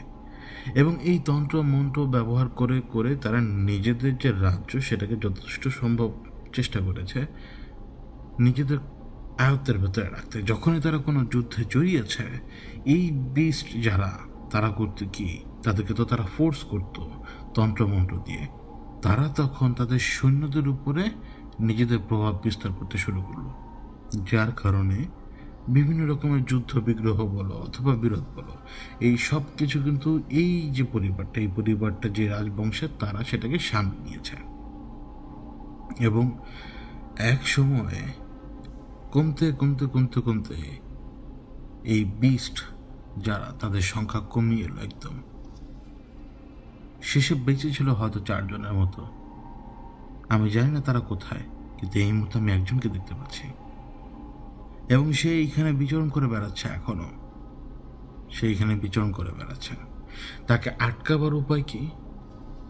তাকে আটকাবার উপায় হচ্ছে, সে একটা কিছু সেই জায়গায় রেখেছে। এখান থেকে কিছু দূরে একটা জায়গা রয়েছে, যেখানে তুমি যদি যাও, তুমি দেখতে পাবে একটা ঘরের আয়তন, একটা ঘরের আকার।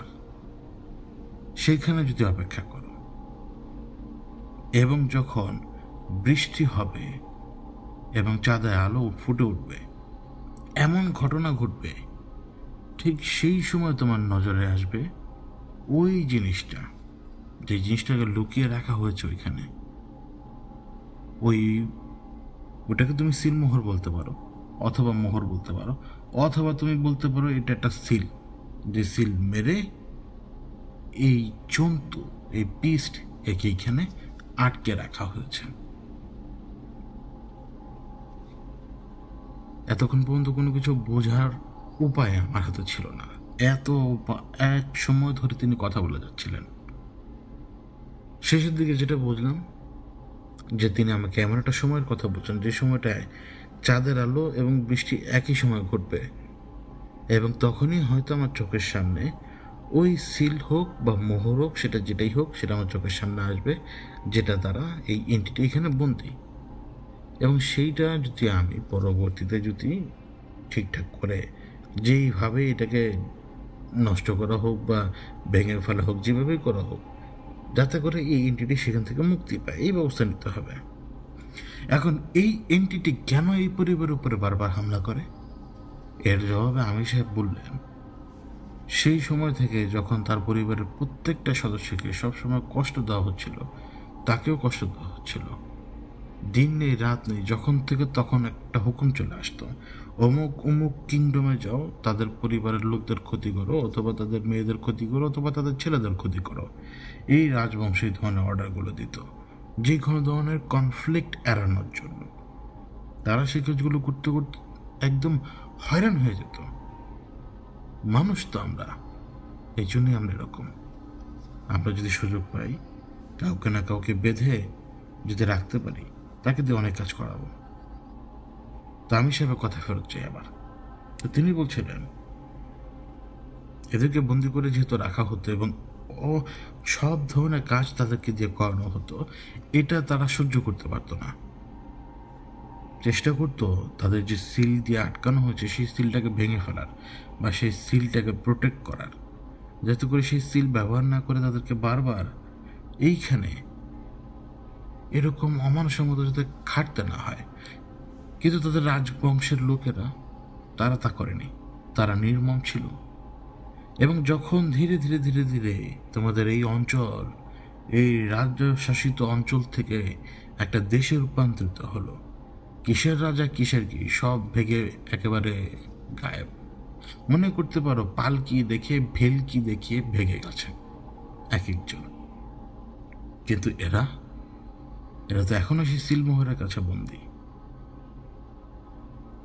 এরা সব সময় চেয়েছে সেই সিলমোহরগুলোকে এদের রাজবংশের বাকি লোকেরা যারা এই জায়গায় অবস্থান করে তারা সেই সিলমোহরটাকে যাতে ভেঙে দেয়। তারা যদি সেই সিলমোহর ভেঙে দেয় তাহলে তারা মুক্ত হয়ে যাবে, এই জন্য তারা এখানে আসতো। কিন্তু তারা যখনই এই রাজপরিবারের কোনো লোককে দেখতে রাজবংশের, তাদের ক্ষোভ এবং ঘৃণা বাড়তে শুরু করত। তারা আসতো তো একটু সাহায্যের জন্য, তাদেরকে বোঝানোর জন্য যে আমাদেরকে সিল ভেঙে মুক্ত কর। কিন্তু এদেরকে দেখা মাত্রই সেই পুরাতন রাগ ক্ষোভ একসাথে জেগে উঠত, যার কারণে নিজের উপকারের জন্য এলেও পরবর্তীতে শত্রু রূপান্তরিত হতো তারা বারবার। এবং এই মুহূর্তে সেই জঙ্গলের যে দাঁড়িয়ে তোমাকে দেখছে, সেই বাড়ির প্রত্যেকটা লোককে মারার চেষ্টা করে গেছে বিভিন্ন পন্থায় বিভিন্নভাবে। কিন্তু যারা তন্ত্র করে, যারা মন্ত্র পড়ে এবং যারা অন্যান্য কাজগুলো করে মাটিতে পুঁততে, তারা এখানে এসছে বারবার। তাদের তৈরি করা বিভিন্ন রকমের রেখা অথবা বলয় কিছু সময় জন্য থাকতো, এবং এই রেখা এবং বলয়গুলোর কারণেই হয়তো তারা বাড়ির সামনে আসতো এবং চলে যেত, পাল্টা কোনো ক্ষতি করতো না। কিন্তু এই রেখা বা বলয় যেটাই হোক না কেন সেটা তো নষ্ট হয়ে যায় অতি দ্রুত, এবং নষ্ট হয়ে যাওয়া মাত্রই সে আবার এখানে ফিরে আসতো, এবং এখানে ফিরে এসে পরিবারের লোকজনকে ভয় দেখাতে শুরু করতো। তুমি যদি আজকে জিজ্ঞেস করো তারা আসলে কেন ভয় পায়, তারা সাথে সাথে বলে ফেলবে যে তারা একজনকে দেখতে পায়, যাকে তারা দেখতে পায় তার প্রচণ্ড রাগ, তার চেহারা হচ্ছে শুয়োরের মতো কিন্তু তার চোখগুলো মানুষের মতো। সে কথা বলার চেষ্টা করে ঠিকই, কিন্তু তার এই শুয়োরের মতো চোখ এবং শুয়োরের মতো চেহারা এবং মানুষের মতো চোখ, আকৃতি মনে হবে দেখলে সে একটা বিস্ট, জন্তু। কিন্তু তার পায়ে এত বেশি জোর রয়েছে, তার হাতে এত বেশি জোর রয়েছে, সে যদি সুযোগ পায় শুধু হাত দিয়ে তোমাকে টেনে ছিঁড়ে ফেলে দুই ভাগ করে ফেলতে পারবে। এই কথাগুলো শোনার পরে হ্যাঁ দাঁড়িয়ে আছি, ভয় লাগছে না তখনও, কিন্তু অন্তর বলছিল যে বেটা তু তো গ্যা, কেন যে হ্যাঁ বললি আর কেন যেখানে আসলি। ভাগার চিন্তা ভাবনা ছিল আমার, এটা সত্যি কথা। আমি যদি কোনো রকম একটা ইস্যু তৈরি করে যদি এখান থেকে চলে যেতে পারি তাহলে আমার জন্য ভালো।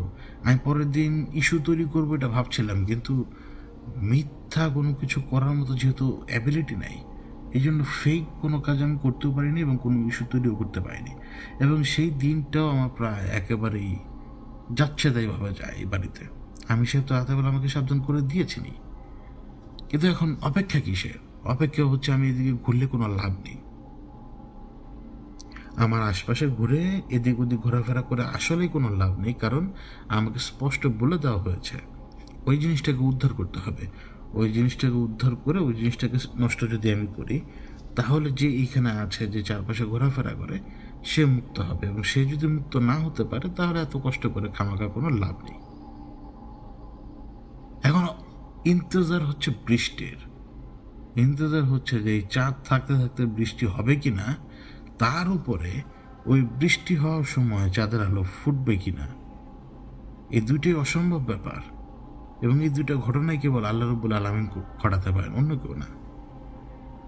কিন্তু আমার মনে একটা দৃঢ় বিশ্বাস ছিল যে আমি হয়তো আল্লাহর এরকম এক ঐশ্বরিক, যে কতগুলো মুহূর্ত ঘটে না দুনিয়াতে, এরকম হয়তো আল্লাহর তৈরি করে এক ঐশ্বরিক মুহূর্ত আমি দেখবো। হয়তো আবার বৃষ্টি হচ্ছে এবং চাঁদের আলো ফুটছে, এরকম একটা অবস্থা।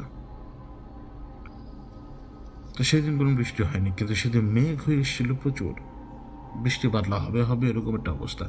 মানে এত কালো হয়ে এসেছিল এবং বাতাস ছিল যে শীতল বাতাস, তা কিছু সময় পরে একদম গায়েব হয়ে যায়। ওই জায়গার লোকেরা বুঝতে পারে যে বৃষ্টি হবে কি হবে না, কারণ তারা তারা বলছিল যে বৃষ্টি হবে না।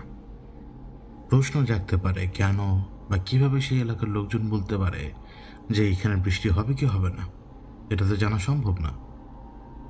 কিন্তু কিছু কিছু অঞ্চল রয়েছে যেই অঞ্চলে বৃষ্টি হবে কি হবে না সেই এলাকার লোকজন বুঝায়, কারণ সেইখানে মেঘমালা তৈরি হয়।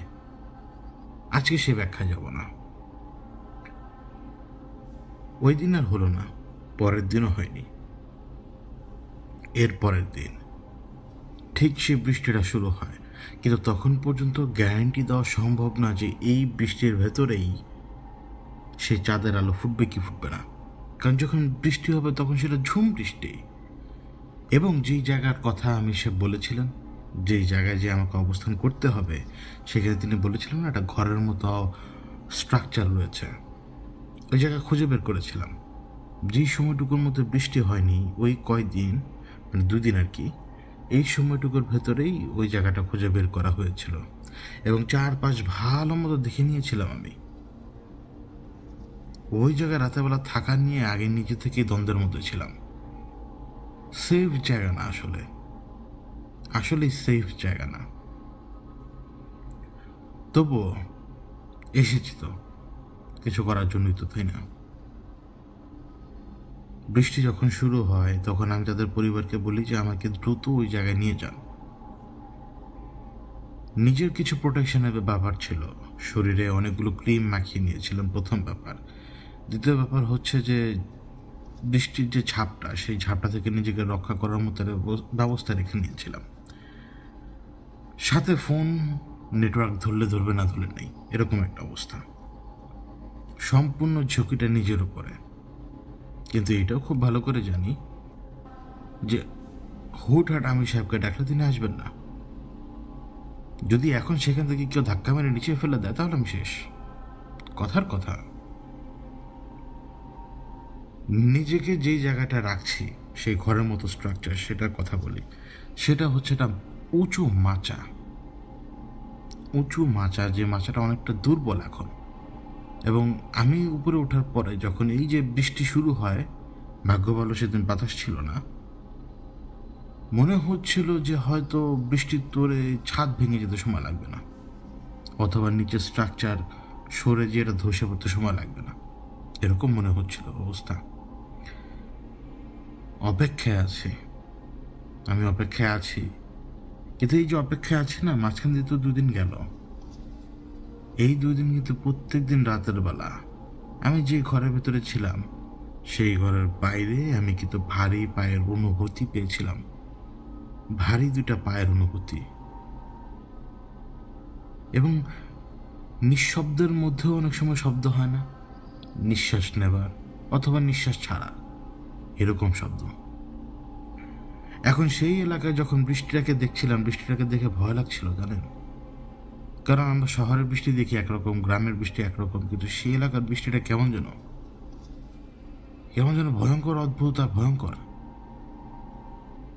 সাধারণ বৃষ্টির মতো লাগে না, কেন জানি মনে হয় যে মানে বৃষ্টি হচ্ছে, মানে এটা কোনো সাধারণ বৃষ্টি না, মানে আপনি টনকে টন পানি ফেলেই যাচ্ছেন, এরকম একটা অবস্থা হয়। এই জন্যই তো কিছু কিছু দুর্ঘটনা ঘটে। এখন আমি বুঝি সেদিনও ভয় লাগছিল, কিন্তু কিভাবে এত বৃষ্টির ভিতরে কিভাবে এক কোণা দিয়ে বা আকাশের এক অংশ একটু ফাঁক হয়ে যাবে এবং ওই জায়গা দিয়ে চাঁদ থাকবে, চাঁদের আলো আসবে, তো সম্ভব না। কিন্তু ওই ঘটনা ঘটে অবিশ্বাস্যভাবে। ওই ঘটনা ঘটে তখন রাতের কয়টা আমি জানি না, কিন্তু আমার পক্ষে টিকে থাকা অনেক কঠিন হয়ে গিয়েছিল। এত শব্দ বৃষ্টিটা সে সময় নেমে এসেছিল প্রায়, কিন্তু তারপরে এমনভাবে হচ্ছিল আপনি দাঁড়ানোর সাথে সাথে আপনি ভিজে যাবেন। মুষলধারে হচ্ছে না, কিন্তু দাঁড়ানোর কয়েক সেকেন্ড পরে তো পুরো শরীর ভিজে যাবে। তারপরও বৃষ্টি সেরকম জোরেই হচ্ছে। এই অবস্থার মধ্যে হঠাৎ খেয়াল করলাম কি, আবছাটা আলোর রেখা, মনে হচ্ছে যেন দিগন্তকে দেখা যায়। এর কিছুক্ষণ পরেই মনে হয় মিনিট খানেকের জন্য ওই জায়গা থেকে মেঘ সরে গিয়েছিল, কারণ তখন আবার বাতাসও হচ্ছিল। সাথে সাথে জায়গাটা কিছু সময়ের জন্য আলোকিত হয় এবং এক অদ্ভুত আলো, আমি আপনাকে একেও দেখাতে পারবো না এবং সেটা ছবি তোলাও সম্ভব না। এই চাঁদের আলোর মাঝখানে যখন বৃষ্টিটা হচ্ছে, আপনি এটা না দেখলে বুঝে উঠতে পারবেন না যে আমি কি দেখছিলাম, যে আল্লাহর সৃষ্টির যে অপরূপ রূপ থাকে। এই অপরূপ রূপের পেছনে কিন্তু ভয়ঙ্কর কেউ না কেউ থাকে। আমি যে এইখানে ভয়ঙ্কর কারো তালাশি তো।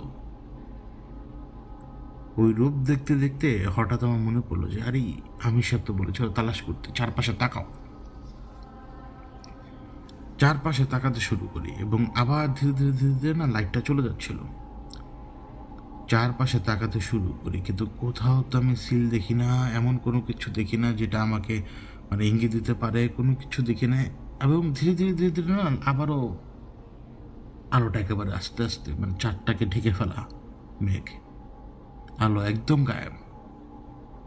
এবং এই পর্যায়ে না আমার শির দ্বারাটা না কেঁপে ওঠে এবং আমি টের পাই যে কেউ আমার আশপাশে। বৃষ্টি বেড়ে গেছে, আবার বাতাসও হচ্ছে এবং আমি যে জায়গাটায় বসা সেই জায়গাটার ভেতরও পর্যন্ত পানি আসতে শুরু করেছে, মানে বৃষ্টির ঝাপটায়। কিন্তু এত কিছুর ভেতরেও এই বাতাস বৃষ্টির ভেতরে আমি টের পাই যে কেউ আমার চারপাশে ঘোরাফেরা করছে, কে আমি জানি না। একটা ভয় লাগে আমার, যে ভয়টার কারণে আমি আউযুবিল্লাহি মিনাশ শাইতানির রাজিম বলে যাচ্ছিলাম বারবার। কারণ আমি জানি যে এইখানে আছে সে তন্ত্র মন্ত্রের সাথে জড়িত, অথবা তন্ত্র মন্ত্রের সাথে সে বাধা, কিন্তু সে কে হতে পারে সেটা আমি জানি না।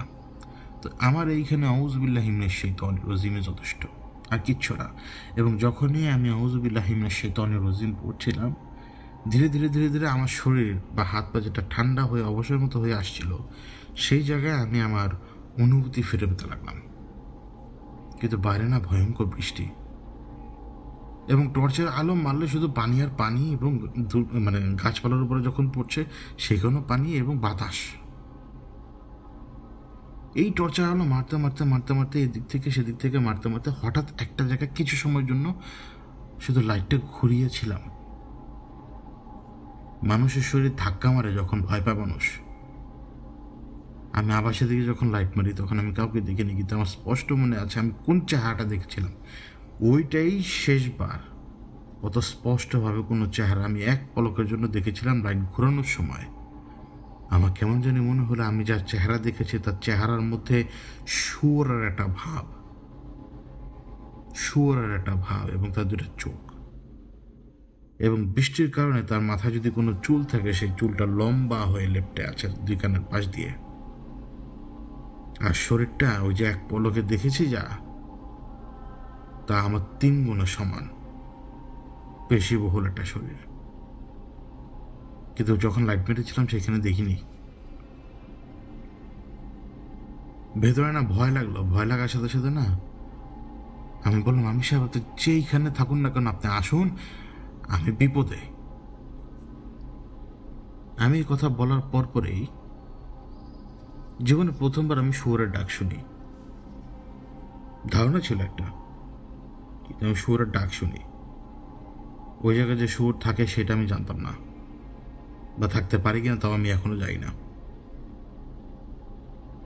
আমি এদিক ওদিক তাকাই, চারপাশে তো সব অন্ধকার, ফ্ল্যাশ লাইট মারলে দেখা যায় কিচ্ছু না।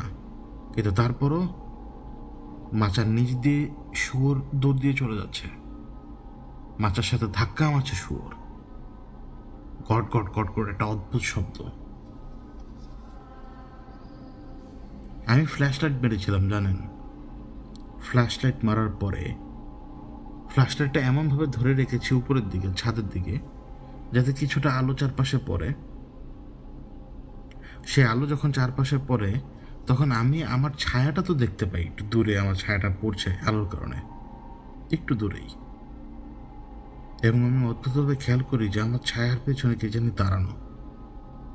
আমারই ছায়া, তার পেছনে আরেকটা ছায়া একটু উপরে দাঁড়ানো, মানে কেউ আমার পেছনে দাঁড়ানো। আমি কিন্তু এটা আমার লাইটটা যখন ছাদের দিকে তুলে রেখেছিলাম বেডে ধরে রেখেছিলাম, সেই সময় কথা বলছি। পেছনের দিকে ঘুরে তাকাই, সাথে সাথে কেউ পেছনে নেই।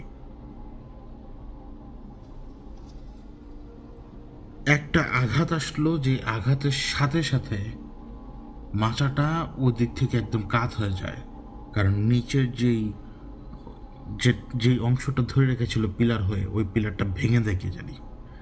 এবং ভেঙে দেওয়ার সময় কিন্তু তখন শুয়োরের গটগট শব্দ আমি শুনতে পেয়েছিলাম। ফ্ল্যাশ লাইটটা তখন মাত্র বন্ধ করেছিলাম, আবার জ্বালালাম। বেশিক্ষণ টিকবে না এই ফ্ল্যাশ লাইট, আলো প্রায় শেষের দিকে, রাত এখনও অনেক বাকি। মোবাইল ফোনে ফ্ল্যাশ লাইট দিয়ে আমি বেশিক্ষণ চলতে পারবো না। আবার বেশি দূর চলার চিন্তা ভাবনা যে আমি করবো, এখান থেকে বাঁচলে না। তবে ফোন দিইনি এমন না, ফোন দিয়েছি, ফোন ঢুকছে না। ইন্টারনেট তো এখানে নেই, তেমন শান্তিতে ব্যবহার করা যায় না। ফোনের নেটওয়ার্কের অবস্থাই খারাপ।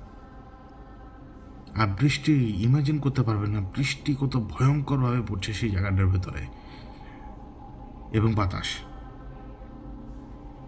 আমি প্রায় অর্ধেক ভেজা তখন, এবং মাঝাটা 3টে পিলারের উপরে ঝুলে আছে একটু। আমার অবস্থা এমন যে আমি জীবনে প্রথমবার এমন এক পজিশনে, যেটা হচ্ছে সার্ভাইভাল পজিশন। বাঁচা লাগবে, আঁকড়ায় ধরে রাখো, বাঁচা লাগবে, নইলে তোমার নৌকা ডুবলে তুমি শেষ। ব্যাপারটা এরকম। বৃষ্টি হচ্ছে অনেক। আমি টের পেলাম যে আমি সে আমার ডাকে সাড়া দিয়েছেন, কিন্তু সময় লাগবে, সময় লাগবে। তিনি আমার থেকে অনেক দূরে। তার হিসাব কষে দেখলাম, হিসাব করলাম, যে পরিমাণ দূর থেকে তিনি আমার ডাকে সাড়া দিয়েছেন, তিনি আমাকে বোঝাচ্ছেন যে তিনি অমুক জায়গায় রয়েছেন। ওইখান থেকে তার আসতে কম করে হলো 5 মিনিটের কম সময় লাগবে না। যত দ্রুত গতিতে সে আসুক না কেন, এই 5 মিনিট যে আমি পার করবো কিভাবে সেটা আমি জানতাম না। কারণ আমি দেখি বিদ্যুৎ চমকায় না, যেই জায়গাটা ভাঙা মাচার, তার সামনে ওই বিদ্যুৎ চমকানিতে একজনকে আমি দেখতে পাই। মনে হবে সেজন্য ওই এমন মানুষ বা এমন প্রতিকৃতি রয়েছে না, যাদের পেছনে ঘোড়ার মতো শরীর, সামনের দিকটা মানুষের মতো। কিছু সময়ের জন্য মনে হলো ওইরকম, কিছু সময়ের জন্য। কিন্তু সেই শুয়োরের মতো চেহারা, চোখ দুটা, এবং বৃষ্টির কারণে চুল লেপটে আছে গালের সাথে। মাথাটা শুয়োরের মতোই, যেন কেউ শুয়োরের মাস্ক পরে আছে। বললাম না, শরীর আয়তন অনেক। আমি আউযুবিল্লাহ পড়ছি। আউযুবিল্লাহ থেকে আর এক ধাপ ইমিডিয়েটলি বাড়িয়ে আয়াতুল কুরসিতে গেলাম, কিন্তু খেয়াল করলাম যে আমার গলা দিয়ে শব্দ বের হয় না। যখন আমি চিন্তা করলাম যে আমি এখান থেকে আর পার পাবো না, আমি সেবার আসতেও দেরি হবে, একটাই উপায়, দিগন্ত তারাকে ডাক দাও। কিন্তু ওই সময় না দিগন্ত তারার কথা মাথায় আসেনি, কেন জানি আমি জানি না। আমার তখন মাথার মধ্যে একটা ব্যাপার হচ্ছে, এইখান থেকে পালাও, পালাবো যে কোথায় নিজেও যাই না। সাথে সাথে মাচাটার আরেক অংশটা নিচের দিক দিয়ে ঘুরিয়ে দিল কে জানি। ঘুরিয়ে দেওয়ার সাথে সাথে পুরো মাচা থমকে পড়লো নিচের দিকে। আমার উপরে ছাদ পড়েছে, মানে যেটা ওই যেই লাকড়ি টাইপের জিনিসপত্র, যে পাতলা লাকড়ি টাইপের পাতা পুতো দিয়ে যে ধরনের ছাদ তৈরি করা হয় এরকম। এবং এই মুহূর্তে আমি পুরোপুরি বৃষ্টিতে ভেজা মানুষ, এবং কাদায় ল্যাপটা আর ভাঙাচোরা জিনিসের ভেতর থেকে যখন আমি বের হই, আমার স্পষ্ট মনে আছে আমি যে জিনিসটাকে ধরি এটা মনে হচ্ছিল পিলার, কিন্তু ওটা হাতের পা। প্রথমেই যেটাকে ধরি ওটা পিলার মনে হয়েছিল, কিন্তু ওটা হাতের পা। কারণ আপনি হাতিকে ফিল করতে পারবেন, সে যে নড়েছে সেটা টের পাবেন। ওই সুর দিয়ে ধরলেই যথেষ্ট আমাকে, আর নিজের পায়ের নিচে ফেলে থেতলে আমাকে ছিঁড়তে সময় লাগবে না তার। আমি ওই অন্ধকারের ভেতরে পিছলে পড়ে গিয়েছিলাম, আমার মনে আছে। ওই সময় আমার বুকের উপরে পা দিয়ে কে জানি দাঁড়ানোর চেষ্টা করায়। আউযুবিল্লাহি মিনাশ শাইতানির রাজিম বলে নিজে সেই পাটাকে ধাক্কা দিই, কিন্তু একটা বিশ্বাস আমার ভেতরে ছিল যে এখানে যে হাতি থাকুক বা যেই থাকুক, এ কোনো মতেই জানোয়ার হতে পারে না, এ হতে পারে অবশ্যই এন্টিটি। কিন্তু আমি ভুলে গিয়েছিলাম, আমি সে বারবার বলছিল এটা জন্তু, জন্তু, বিস্ট। আমার মনে আছে যে আমাকে কেউ উপরে তুলেছে এবং আরেকটু দূরে ধাক্কা মেরে ফেলে দিয়েছে, কিন্তু অদ্ভুত শব্দ করছে সে, এবং কি জানি বলছে, মানে এটা এই বৃষ্টির শব্দ, বাতাসের শব্দ, আপনি কিচ্ছু বুঝবেন না, শুধু বৃষ্টি বাতাস। ওই সময় যদি আপনি আমাকে চিৎকার করে বলেন কোনো কিছু, আমি সেটা শুনবো না, শোনা সম্ভবই না, এত কড়াভাবে বৃষ্টি হচ্ছে, বাতাস। আমি অন্ধকারের ভিতরে হাঁচর পাচর করছি, আমি জানি না আমার সামনে কি। আমার হাতে প্রচণ্ডভাবে ব্যথা পাই, এমনকি যে হাতাহাতি করতে গিয়ে বিভিন্ন জায়গায় কেটে যায় আমার হাতের, কারণ চারপাশে লাকড়িগুলো ছড়ানো ছিটানো অন্ধকারের ভেতরে। এবং আমার এটাও মনে আছে যে কিছু দূরে একটু নিচু জায়গা রয়েছে, আমি হয়তো যদি পিছলে পড়ি তাহলে আরও বিপদ সেখানে। এই অন্ধকারের ভেতরে আমি আবার কাছে আমি সাহেবের, আমার এখনো মনে আছে আমাকে যখন তুলে ধরেছে আবার পেছনের দিক থেকে, আমি আমার হাতটা নাড়িয়ে দিয়েছিলাম, হাত নাড়াচ্ছিলাম, যেটা বাচ্চা ছেলেরা যেরকম নিজেদেরকে ছাড়ানোর চেষ্টা করি ঠিক সেভাবে ছাড়ানোর চেষ্টা করছিলাম। কিন্তু আমার মনে আছে আমাকে আবারও মাটির উপরে ফেলে চেপে ধরার চেষ্টা করে।